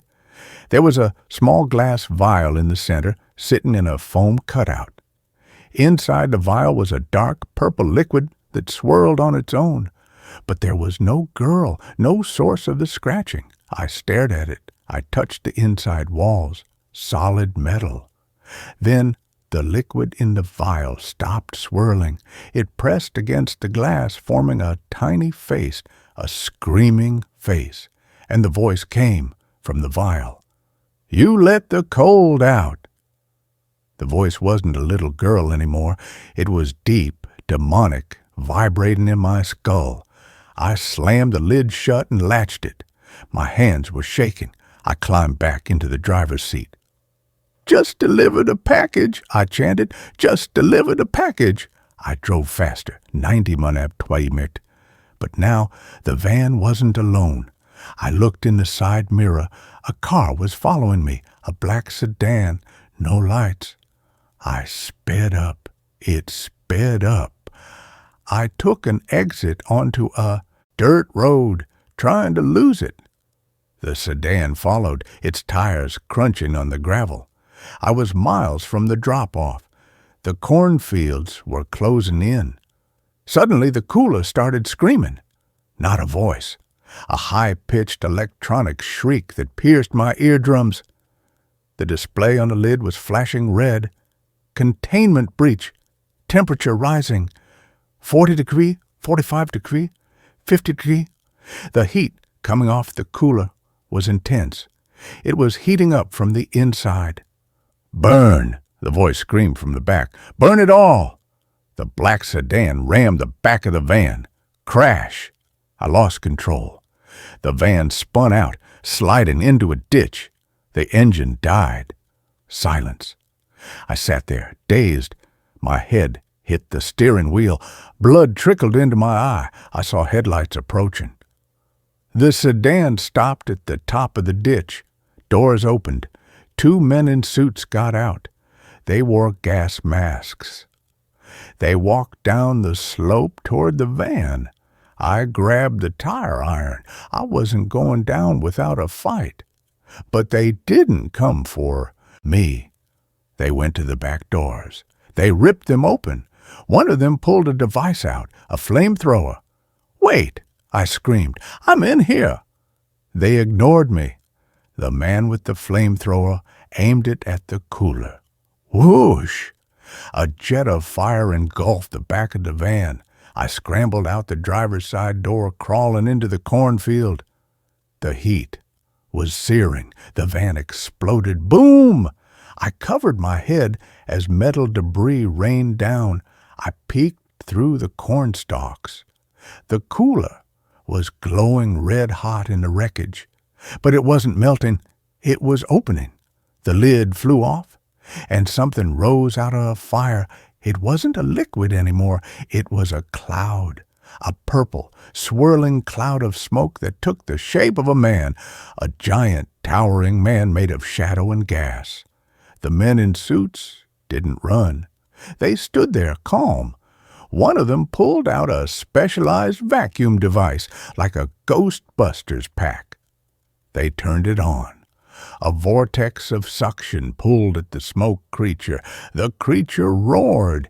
It was a sound that broke the windows of the sedan. I am eternal. The vacuum sucked it in.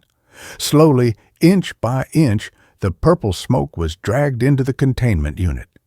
Once it was gone, the men clamped the unit shut. They looked at the burning van. Driver's gone, one said. His voice was muffled by the mask. "Doesn't matter," the other said. "He was contamination. The breach is contained." They walked back to their car and drove away. I waited in the cornfield for an hour. I waited until the fire died down. Then I walked. I walked for 10 miles to the nearest town. I bought this phone. I rented a motel room. I thought it was over. I thought I was just a witness to some secret government cleanup. But this morning I woke up. I went to the bathroom to wash my face. I looked in the mirror. My eyes. My irises aren't brown anymore. They are purple, swirling dark purple. And when I speak, there is an echo. A second voice underneath mine, a little girl's voice. "We are safe now," it whispers when I talk. "We are warm." I didn't just open the cooler, I breathed it in. When the seal broke, when the air rushed out, I inhaled it. I am the container now, and I can feel it changing me. My skin is getting hard, cold, my blood feels thick, and I have an urge, a terrible, overwhelming urge. I want to go to the city. I want to go to a crowded place, a mall, a stadium, and I want to scream.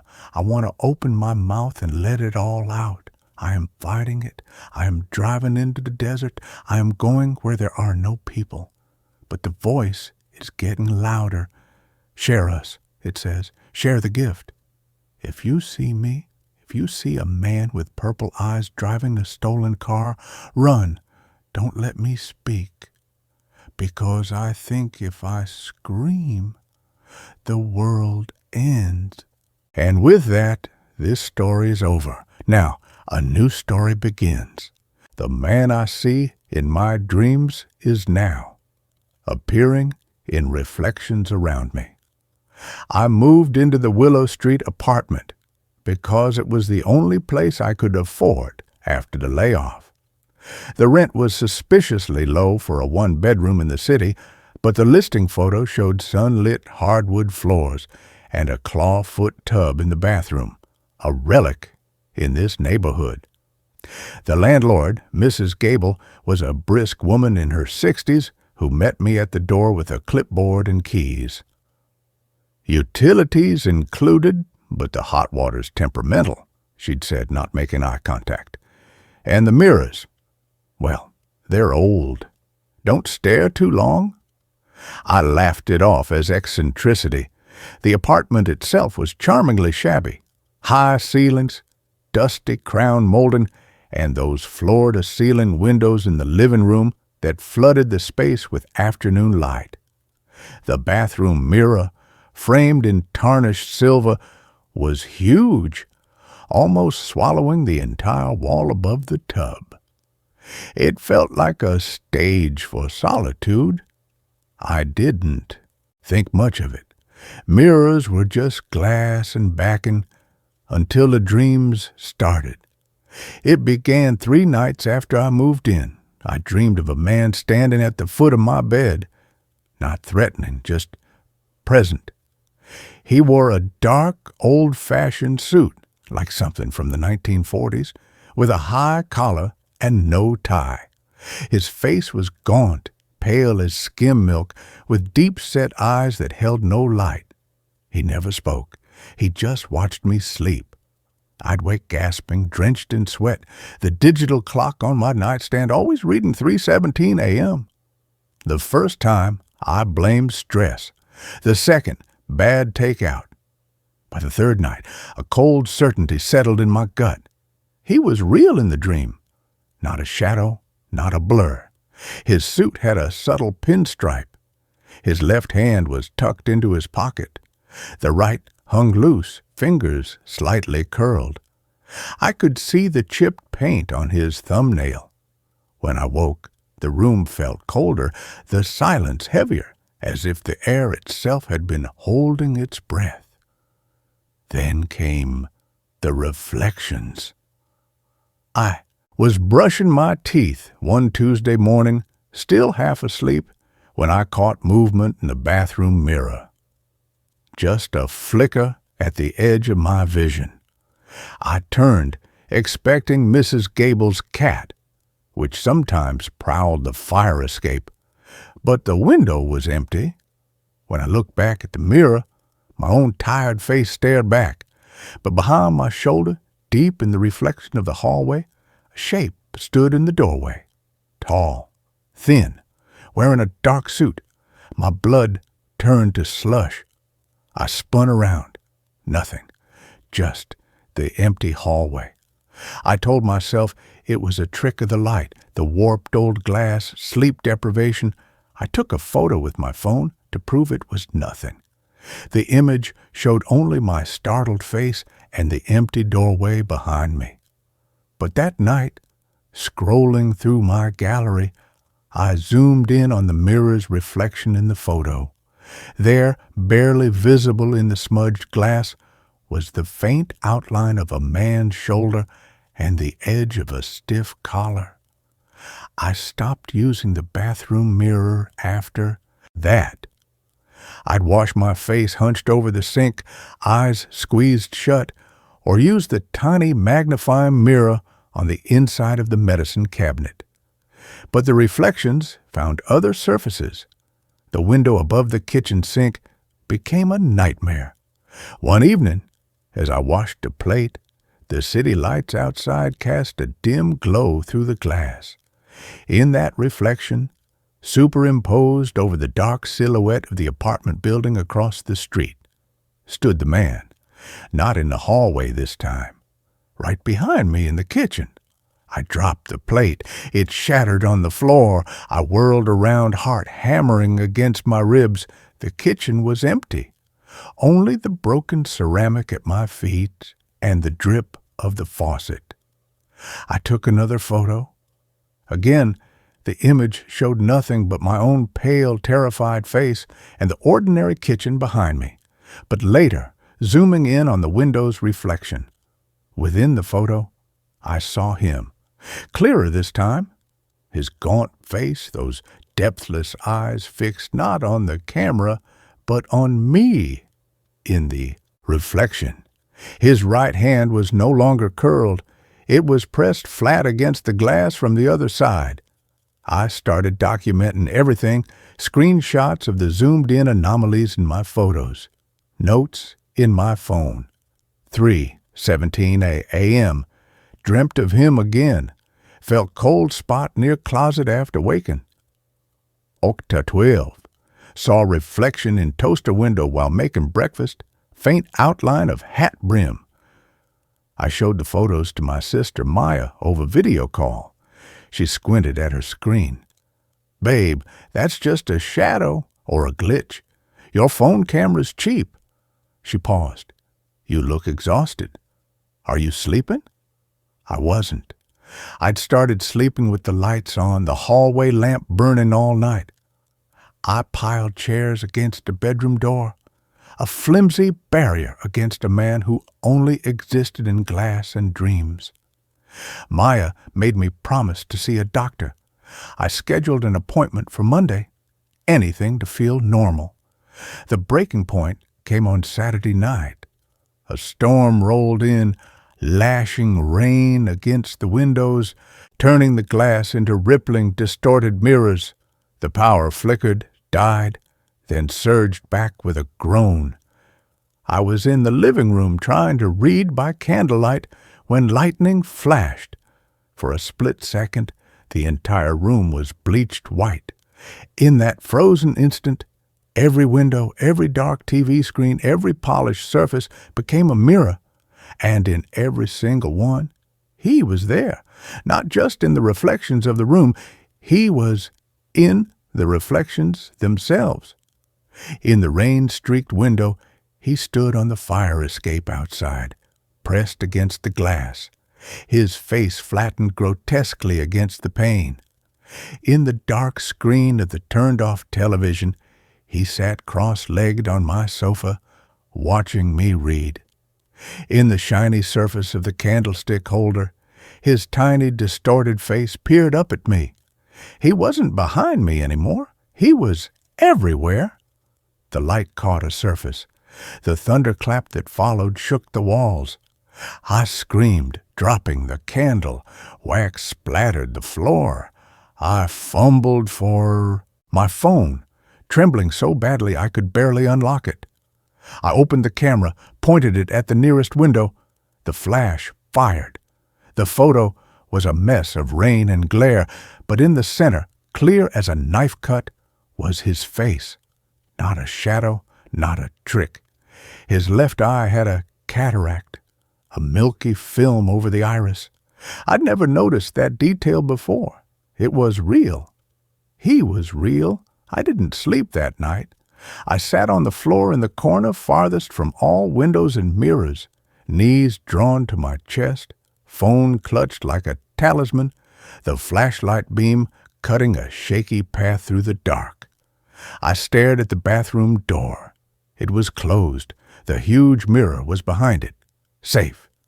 At 3:17 a.m., the digital clock on the microwave glowed the time through the kitchen doorway.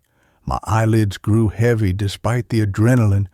Just for a second, I must have drifted, because I woke to a sound, not thunder, a soft, rhythmic tap, tap, tap, like a fingernail on glass. It was coming from the bathroom. I didn't want to move, didn't want to breathe. The tapping continued, deliberate, patient. Tap, tap, tap, tap. It synced with my pulse. I forced myself up, my legs numb. I crept down the hall, each floorboard groaning under my weight. The bathroom door was still closed. The tapping stopped. Silence, thick and waiting.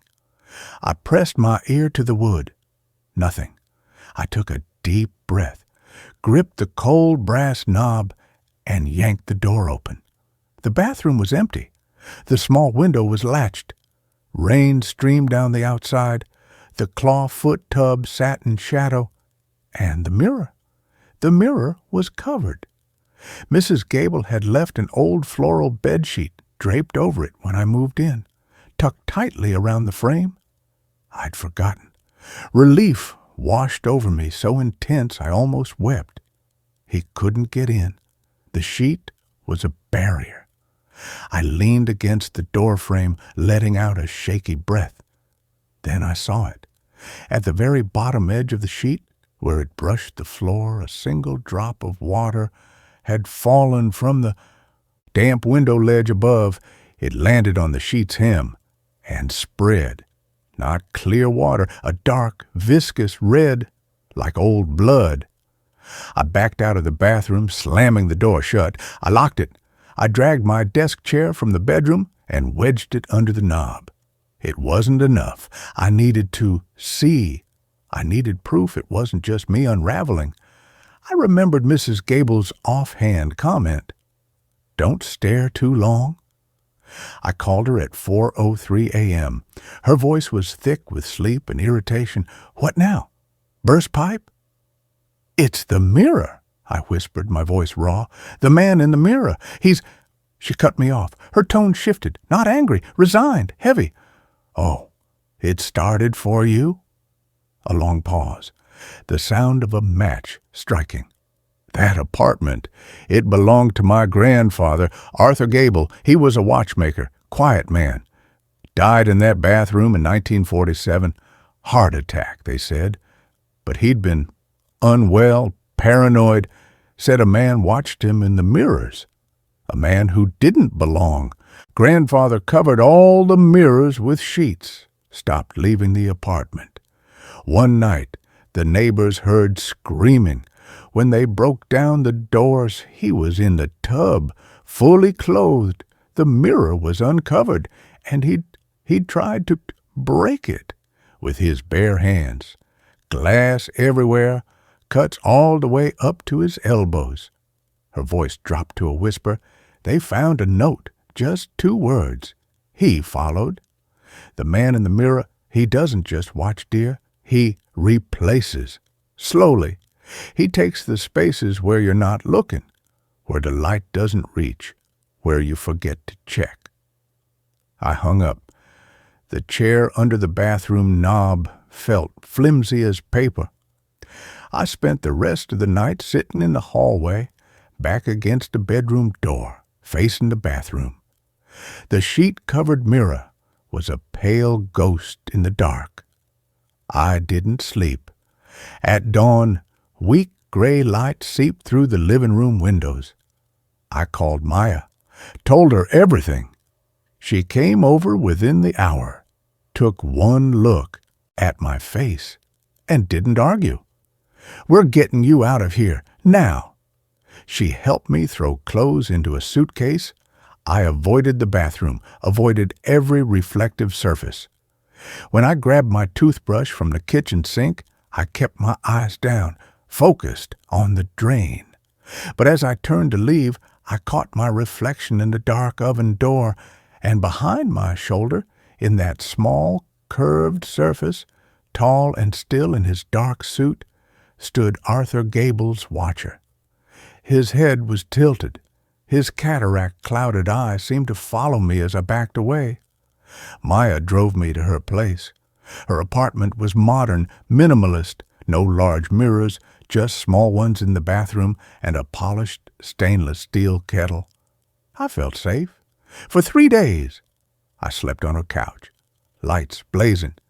I didn't dream of the man. I started breathing again. On the 4th morning, over strong coffee, Maya suggested I look for a new place. "Somewhere with no mirrors," I joked weakly. She smiled, turning to fill the kettle at the sink. As she did, the morning sun hit the curved metal surface of the kettle. It wasn't a flat reflection. It distorted, stretched. But in that distortion, standing just behind Maya's shoulder in the reflection, was a gaunt figure in a pinstripe suit. His hand wasn't in his pocket. It was resting lightly on Maya's reflected shoulder. His head was bent close to her ear, as if whispering. His cataract eye gleamed dully in the warped metal. I didn't scream.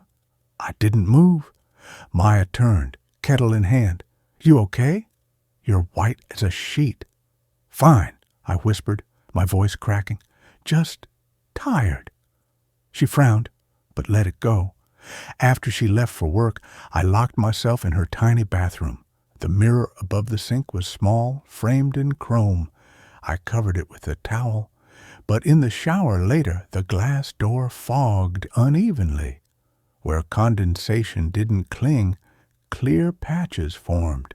In one patch, near the bottom, a section of dark trouser leg was visible. In another, higher up, the sharp line of a suit jacket collar. I turned off the water, shivering in the steam. I wiped the glass clear with my hand.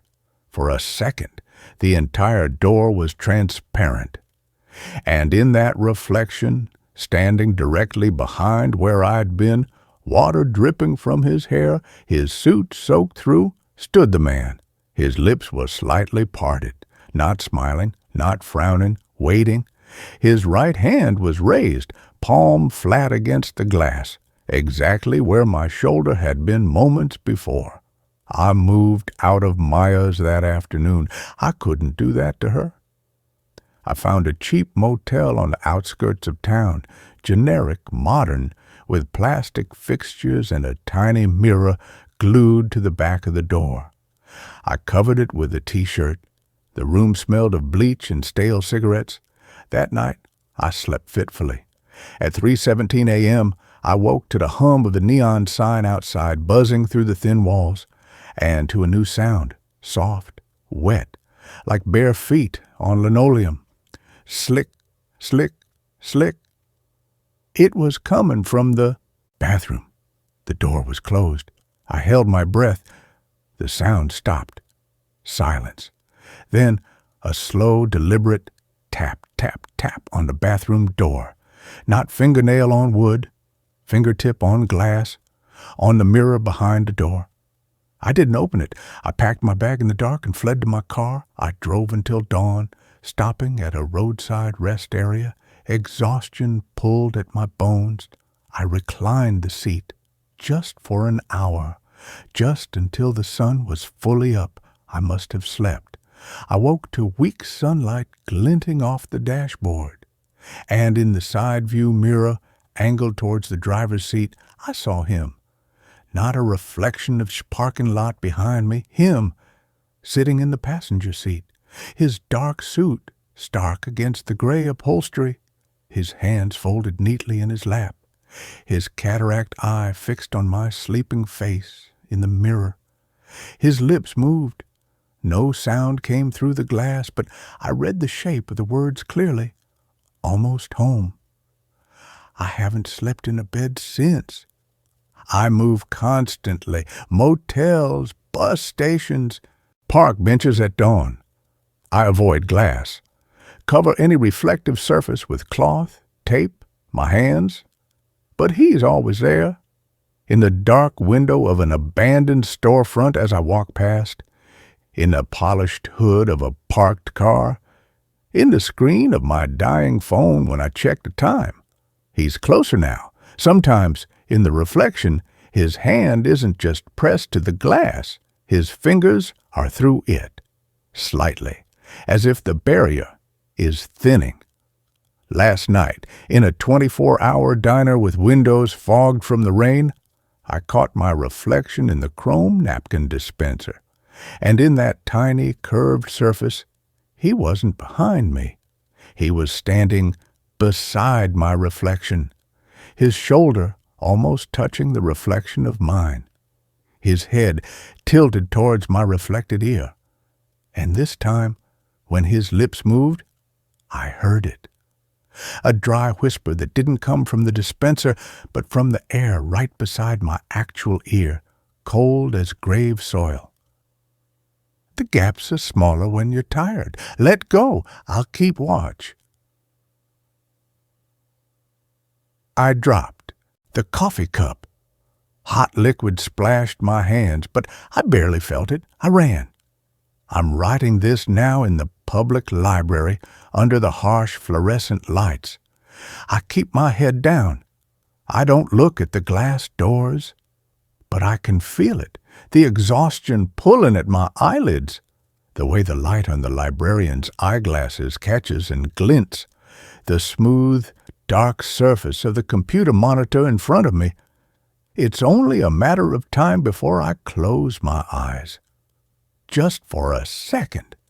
And when I open them, I know what I'll see in the black screen, not my own face, his, waiting in the reflection. Closer than before, his hand no longer on the glass, resting on the shoulder of my reflection, ready to step through the gap I leave when I sleep, the gap where the light doesn't reach, the gap where I forget to check. He's almost home, and home is wherever I close my eyes. This is where the story ends. Let's continue with the next.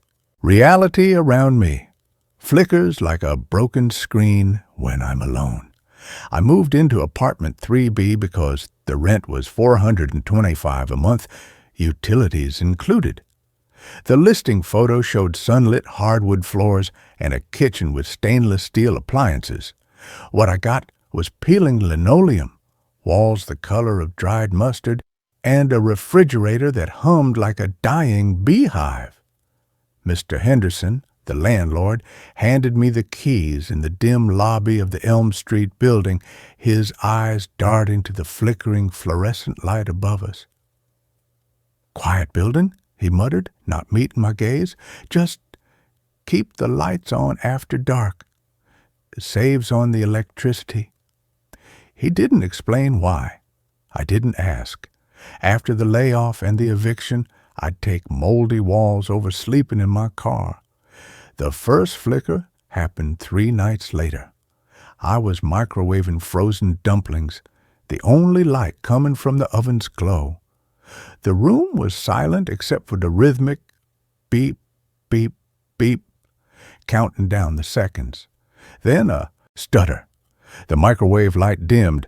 The beep, beep, beep skipped like a scratched CD.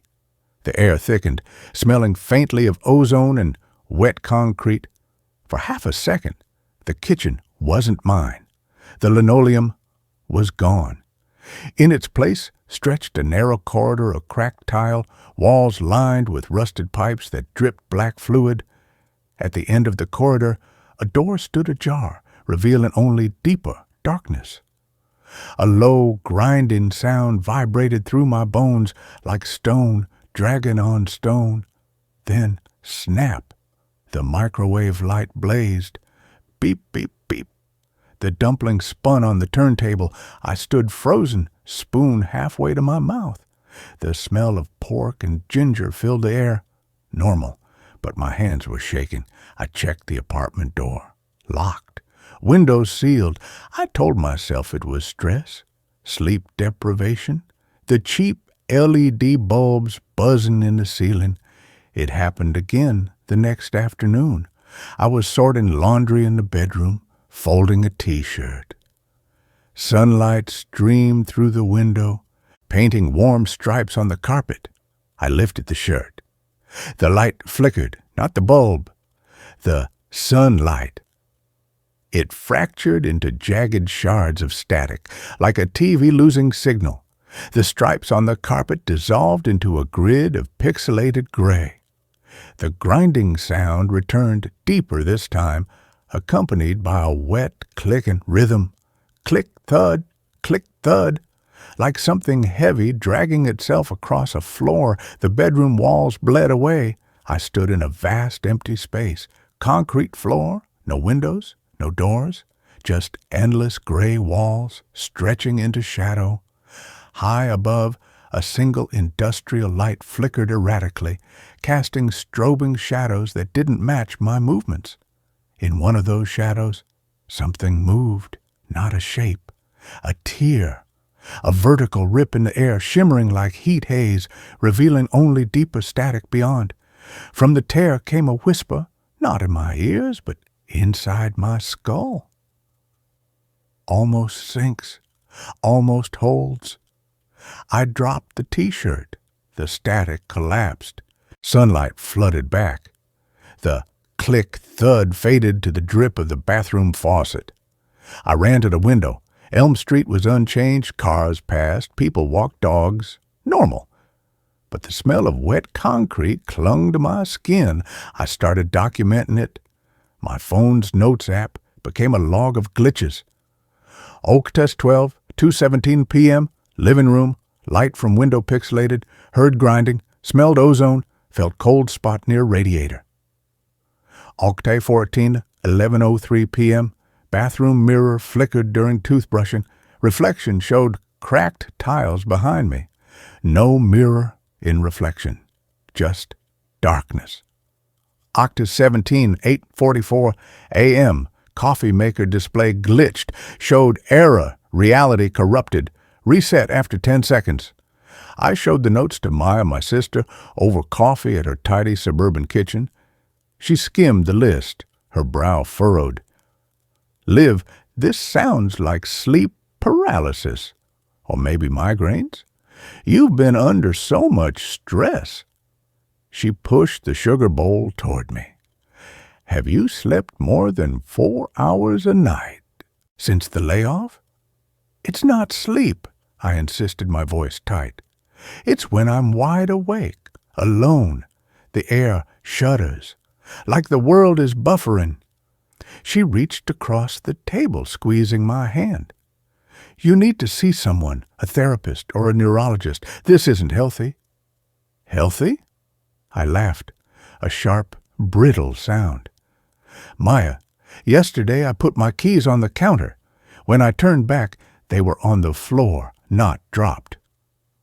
Placed, exactly where the static showed a drain grate in that concrete room. Her smile didn't reach her eyes.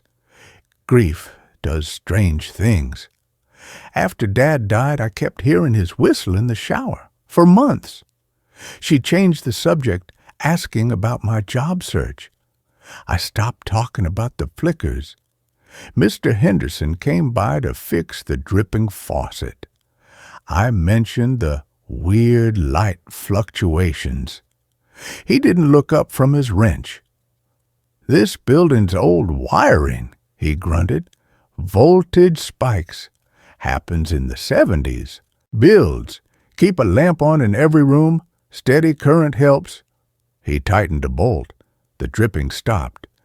"And don't go into the basement. Leaky pipes. Structural issues." He left without taking payment. As he descended the stairs, the hallway light above him flickered violently. For 3 seconds it wasn't Henderson walking down the steps. It was a tall, emaciated figure in a stained maintenance uniform, its limbs too long, its head tilted at an unnatural angle. Its eyes were voids. It didn't blink. When the light steadied, Henderson was gone. The stairwell was empty. I locked my apartment door and wedged a chair under the knob. The flickers grew longer, more invasive. One Tuesday washing dishes, the kitchen dissolved. Not static this time, a seamless cut. I stood in that concrete room again. The industrial light flickered overhead. The click-thud was louder, closer. From the shadows near the tear in the air, a shape emerged, hunched, quadrupedal. Its skin was the color of old dishwater, stretched taut over too many joints. It had no eyes, only smooth, featureless flesh where a face should be. But it knew I was there. It turned its headless torso toward me. The click-thud was its movement. Metal claws, scraping concrete, a heavy, broken limb dragging behind it. It let out a wet, gurgling sound that vibrated in my molars. I stumbled back, hitting a wall that wasn't there a second before. My hand passed through it like mist. I fell backward and landed on my kitchen floor, soaked in soapy water, the faucet still running. The sink was full of dishes. No time had passed. The microwave clock read 3:17 p.m., exactly when it always happened. I called in sick to the temp agency. I bought every light bulb the hardware store carried. I plugged in lamps until the apartment glowed like a surgical theater. I played music constantly, talk radio, podcasts, white noise, anything to fill the silence. The flickers slowed. But at 3:17 a.m. every night, the lights dimmed. The music stuttered into static. The world pixelated at the edges, and in that static, the grinding grew louder. The click-thud echoed from the hallway, from the closet, from the space behind the refrigerator. I'd huddle on the couch, wrapped in a blanket, a flashlight clutched in my hand, whispering, "Not real, not real, not real." But the smell of wet concrete was real. The vibration in the floorboards was real. The terror was real. Maya came over unannounced on a Saturday morning, concerned texts ignored. She found me sitting in the dark living room, all lamps unplugged. "Liv?" Her voice was sharp with worry. "What's going on?" I didn't look at her. I stared at the window. "They only come when the lights are low." "Who?" "The things in the static." My voice was flat, empty. "They're waiting for the signal to break, to stay broken." She knelt beside me, her perfume, jasmine, expensive, cutting through the smell of dust and fear. "You need help, real help, not more lamps." I finally met her eyes. Hers were wide with tears. "They showed me Henderson," I whispered. "He's not Henderson. He's a patch, a bad repair. The real one, he went into the basement years ago. During a flicker, they kept his shape, but it's wearing thin." She didn't argue, didn't call me crazy. She just hugged me, her arms tight around my shaking shoulders. "Let's get you somewhere safe, my place, just for tonight." Her apartment was modern, minimalist, no shadows in the corners, no flickering lights. We slept on her couch, a mountain of blankets between us. At 3:16 a.m., her digital clock glowed steadily. I closed my eyes. Just for a second, I opened them to static, not the concrete room. Her living room, but wrong? The white walls were streaked with gray digital noise. The floor tiles shifted like broken glass.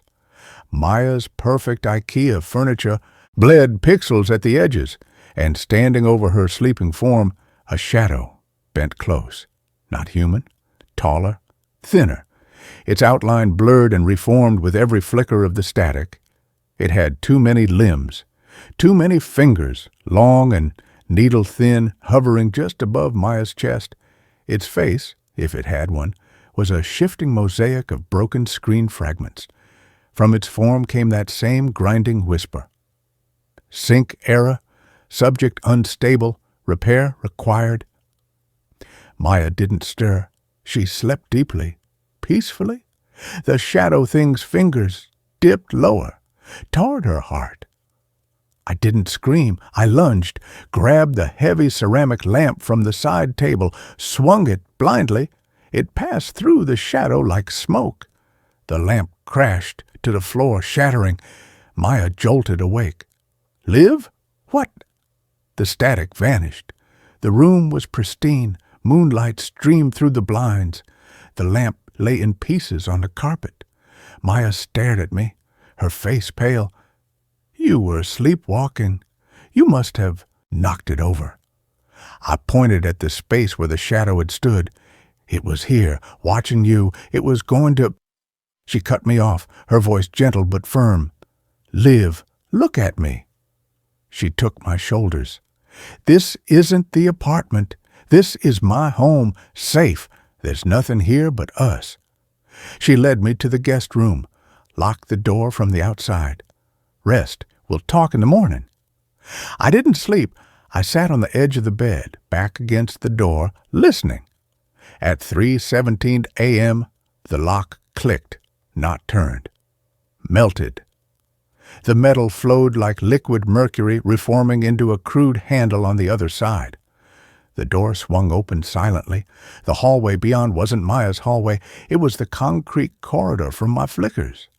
Pipes dripped black fluid. The click, thud, echoed from the darkness. At the end of the hall, the door stood ajar. The tear in reality shimmered within it. The shadow thing stood in the threshold, its form stabilizing. Tall, hunched, metal claws scraping the floor. It turned its blank face toward me. No mouth, but the grinding whisper filled the small room.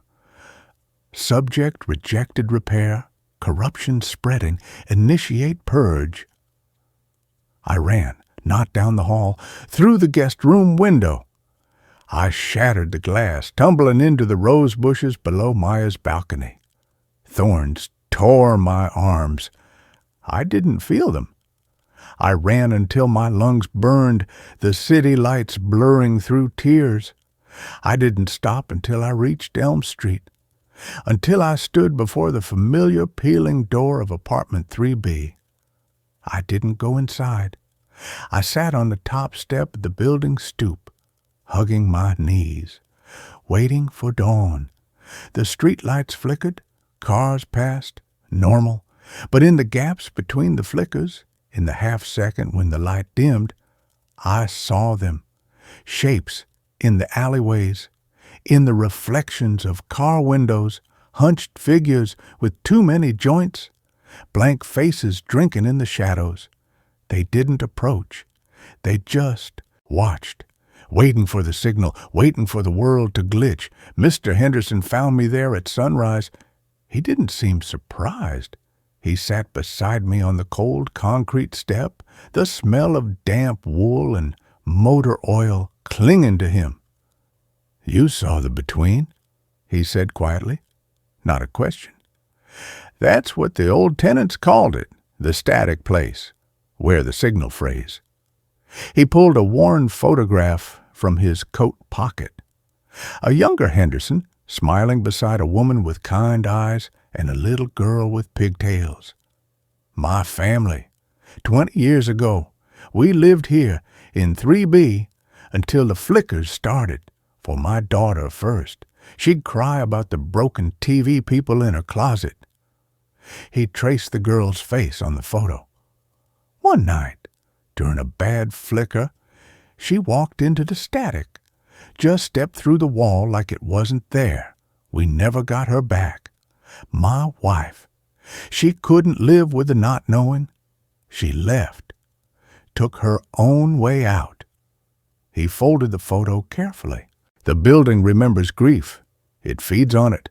The flickers are weak spots, tears, and the things in the between, they're drawn to the tears. They want to mend the broken signal, but their idea of mending is to erase the corruption, to erase us.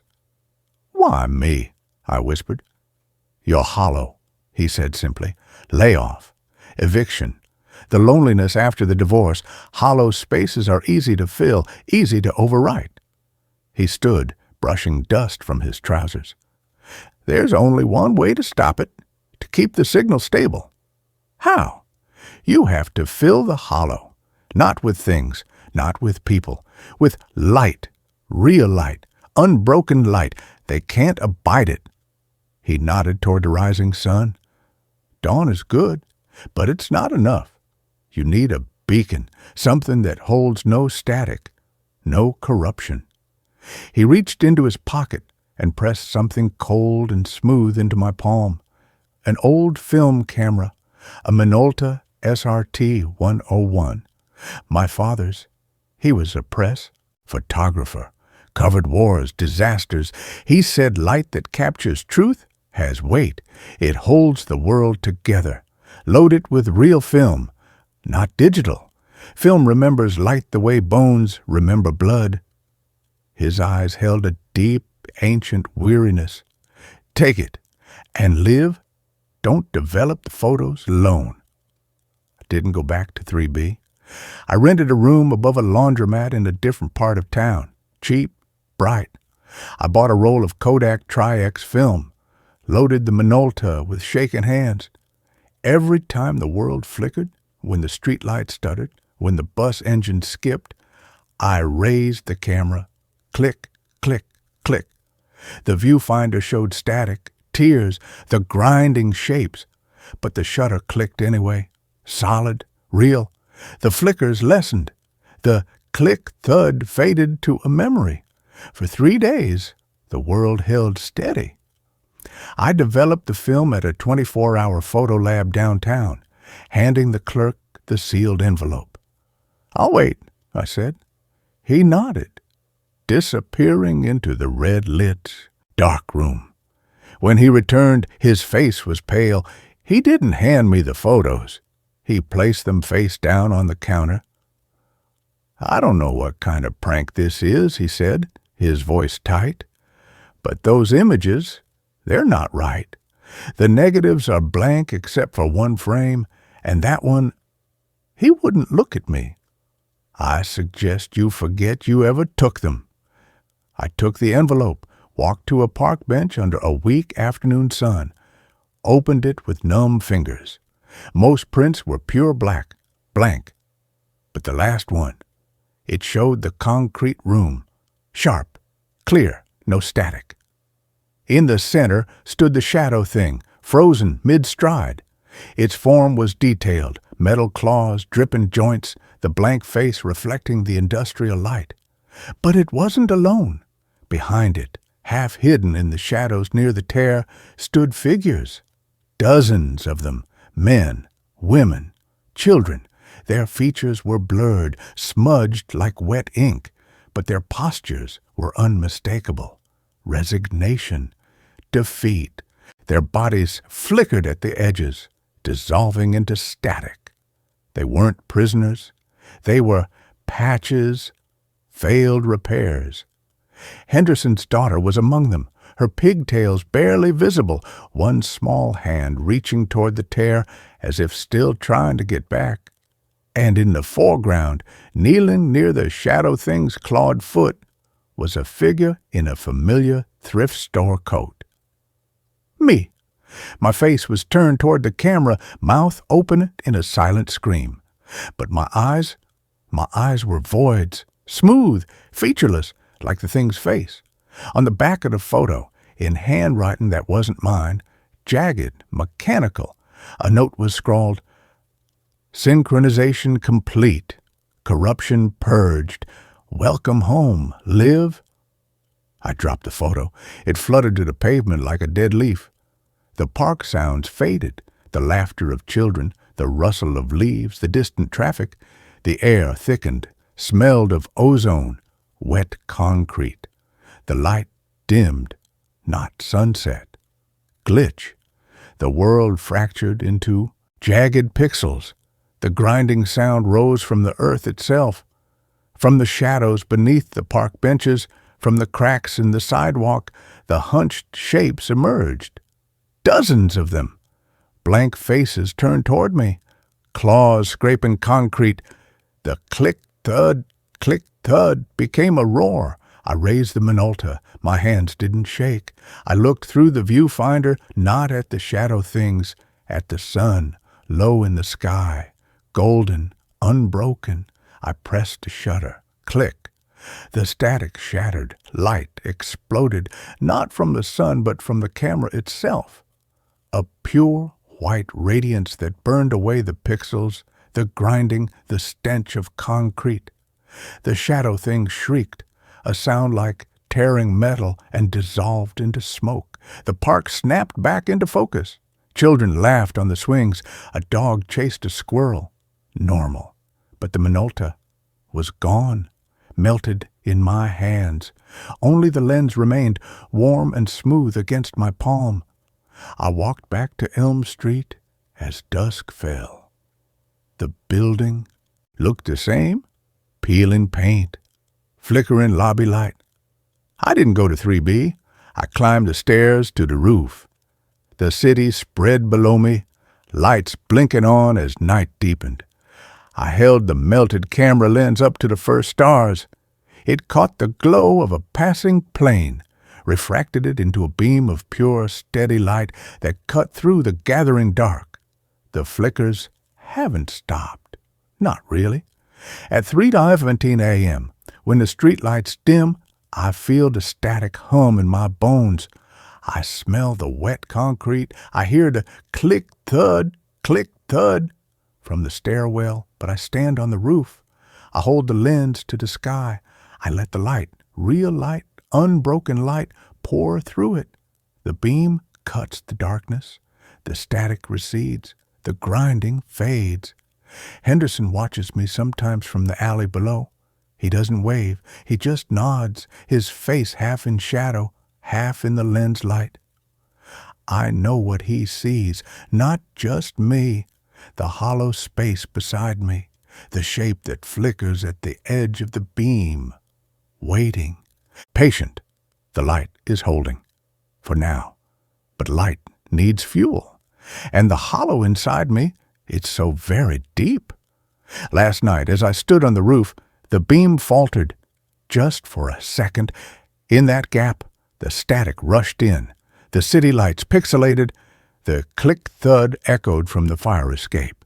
And from the darkness behind me, a voice, not grinding, not whispering, but my voice, calm and reasonable, said, "Let go, Liv. The light is heavy.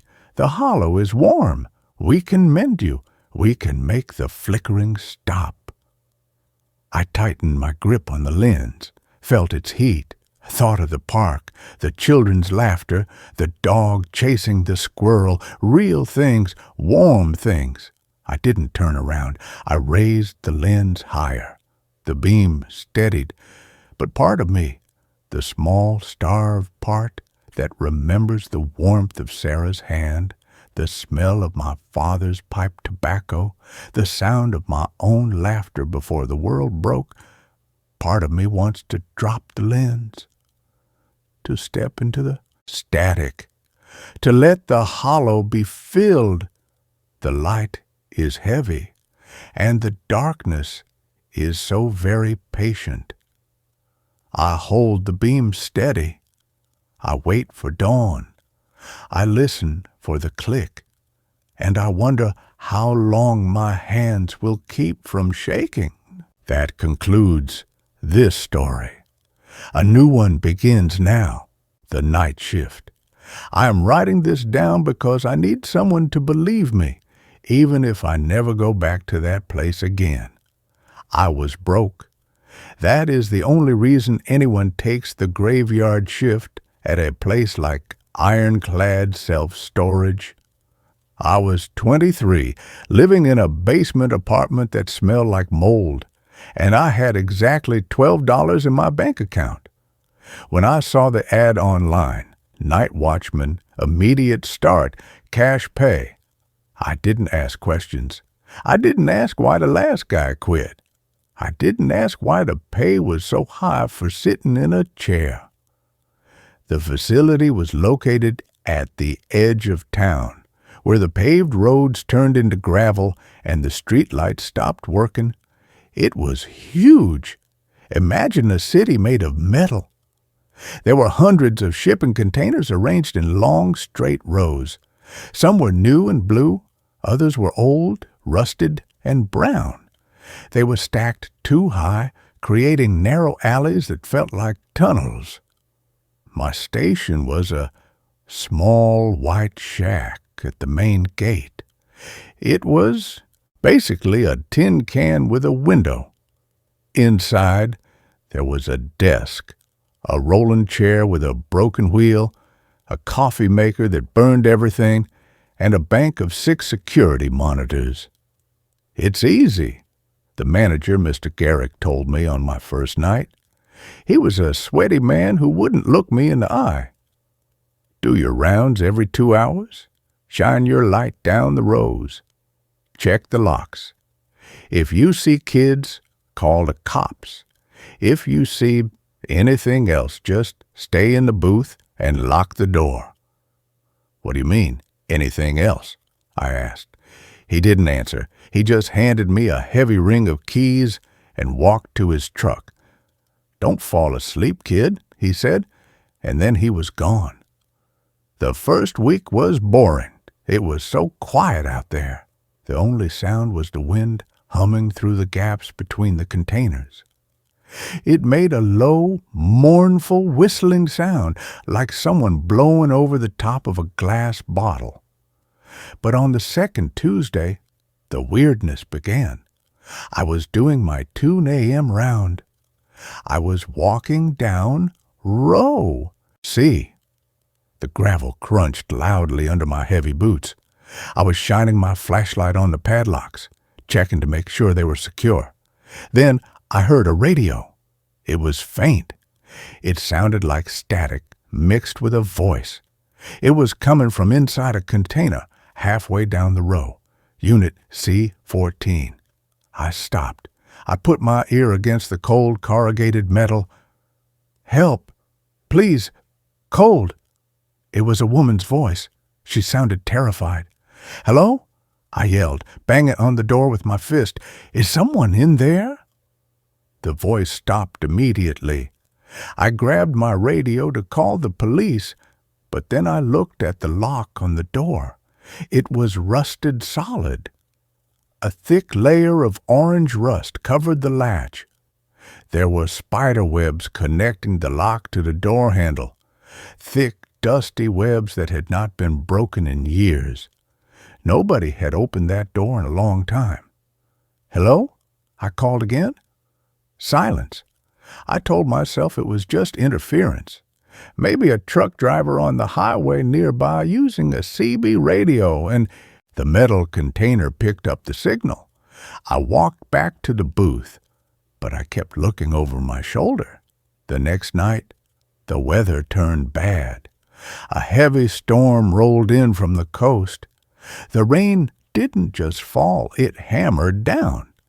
It sounded like thousands of rocks hitting the metal roofs of the containers. The noise was deafening. I was sitting in the booth, watching the monitors. The rain made the cameras blurry. The black and white screens were just gray static and dark shapes. Then the phone in the booth rang. I jumped. I stared at it. It was an old landline phone. Nobody called the booth. I picked it up. Ironclad storage.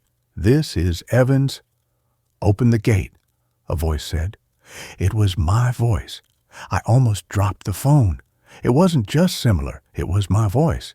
It was the same pitch, the same accent. It sounded exactly like I had sounded when I answered the phone a second ago. "Who is this?" I asked, my hand shaking. "Who is this?" the voice on the phone repeated. But it didn't say it like a question. It said it like a recording. "Stop it," I said. "This isn't funny."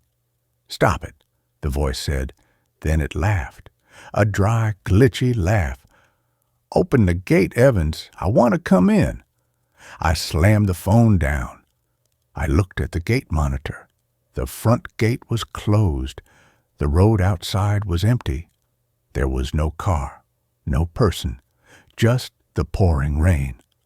Then I saw movement on Monitor 3. Monitor 3 showed the back of the lot, the dead zone, we called it. It was where the oldest containers were kept. In the grainy footage, I saw a figure. It was tall, too tall. It looked like a person stretched out on a rack. Its arms hung down past its knees. It was standing in the middle of the aisle, facing away from the camera. It was perfectly still, letting the rain hit it. I grabbed my heavy flashlight and my baton. I didn't want to go out there, but that was my job. And if it was a prankster, I was going to kick them out. I stepped out of the booth. The wind hit me, instantly soaking my uniform. I ran toward the back of the lot. I counted the rows. A, B, C. I turned the corner into the dead zone. "Hey!" I shouted over the roar of the rain. "Get out of here! The police are on their way!" I pointed my flashlight beam down the aisle. It was empty. I walked forward, my heart hammering against my ribs. I swept the light left and right. Nothing but wet metal and puddles. Then I heard a sound from above. Clang! It was the sound of a heavy weight landing on a hollow metal roof. It came from the top of the container right next to me. Clang! Clang! Footsteps, heavy metallic footsteps running across the tops of the containers. I looked up. I flashed my light upward. For a second, the beam caught something. It was pale, white, like a maggot. It was crouching on the edge of the container roof, looking down at me. It didn't have a face. It just had a smooth surface where a face should be, but in the center there was a slit. A mouth. It opened that mouth and a sound came out. "Check the locks," it whispered. It was Mr. Garrick's voice. Perfect imitation. I didn't think. I ran. I slipped in the mud, scrambled up, and kept running. Behind me, I heard it jumping. Boom! It landed on the next container. Boom! It was getting closer. It wasn't running on the ground. It was hunting from above, leaping across the narrow alleyway like a spider. "Don't fall asleep, kid," the thing screamed from the darkness above. It was laughing now.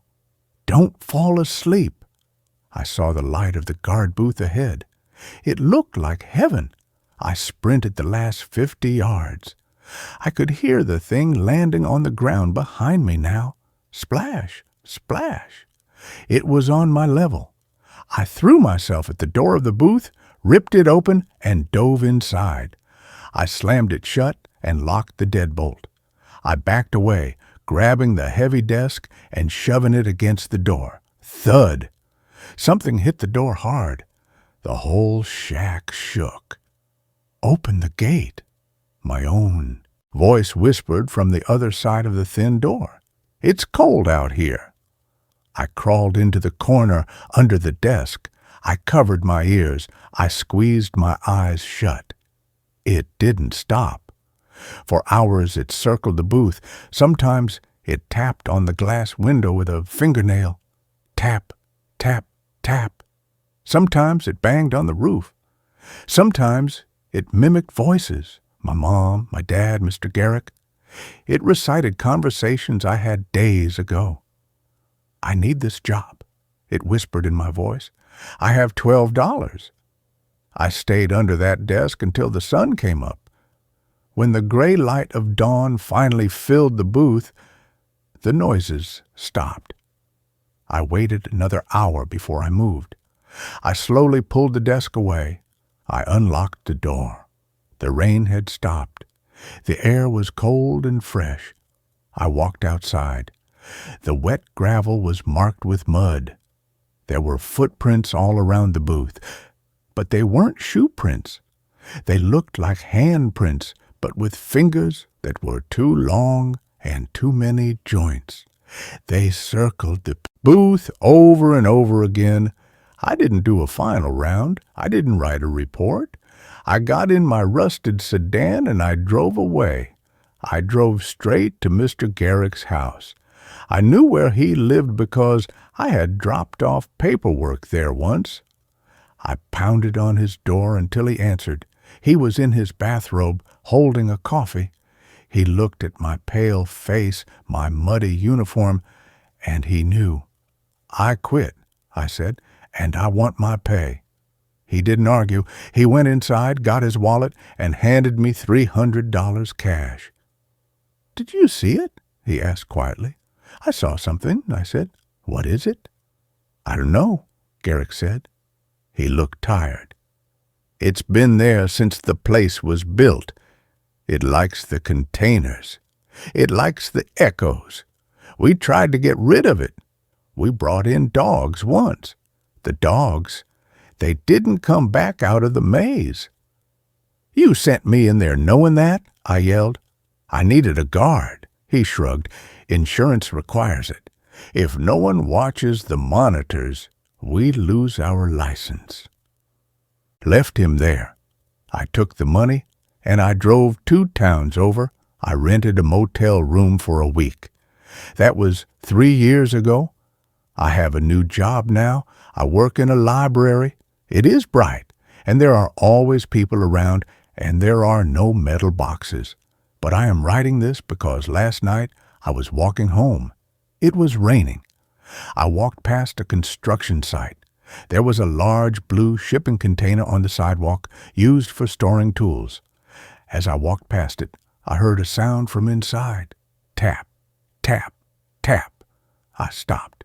I couldn't help it. I looked at the metal wall. "Check the locks," a voice whispered from inside the locked box. It was my voice. I ran the rest of the way home. I locked every door. I closed every curtain. I know now that I didn't just leave that job. I took something with me, or rather, something decided that I was more interesting than the empty rows of the storage yard. It knows where I live, and every time it rains, I'm afraid to look out my window because I know that one day I will see those long white fingers tapping on the glass asking to come in.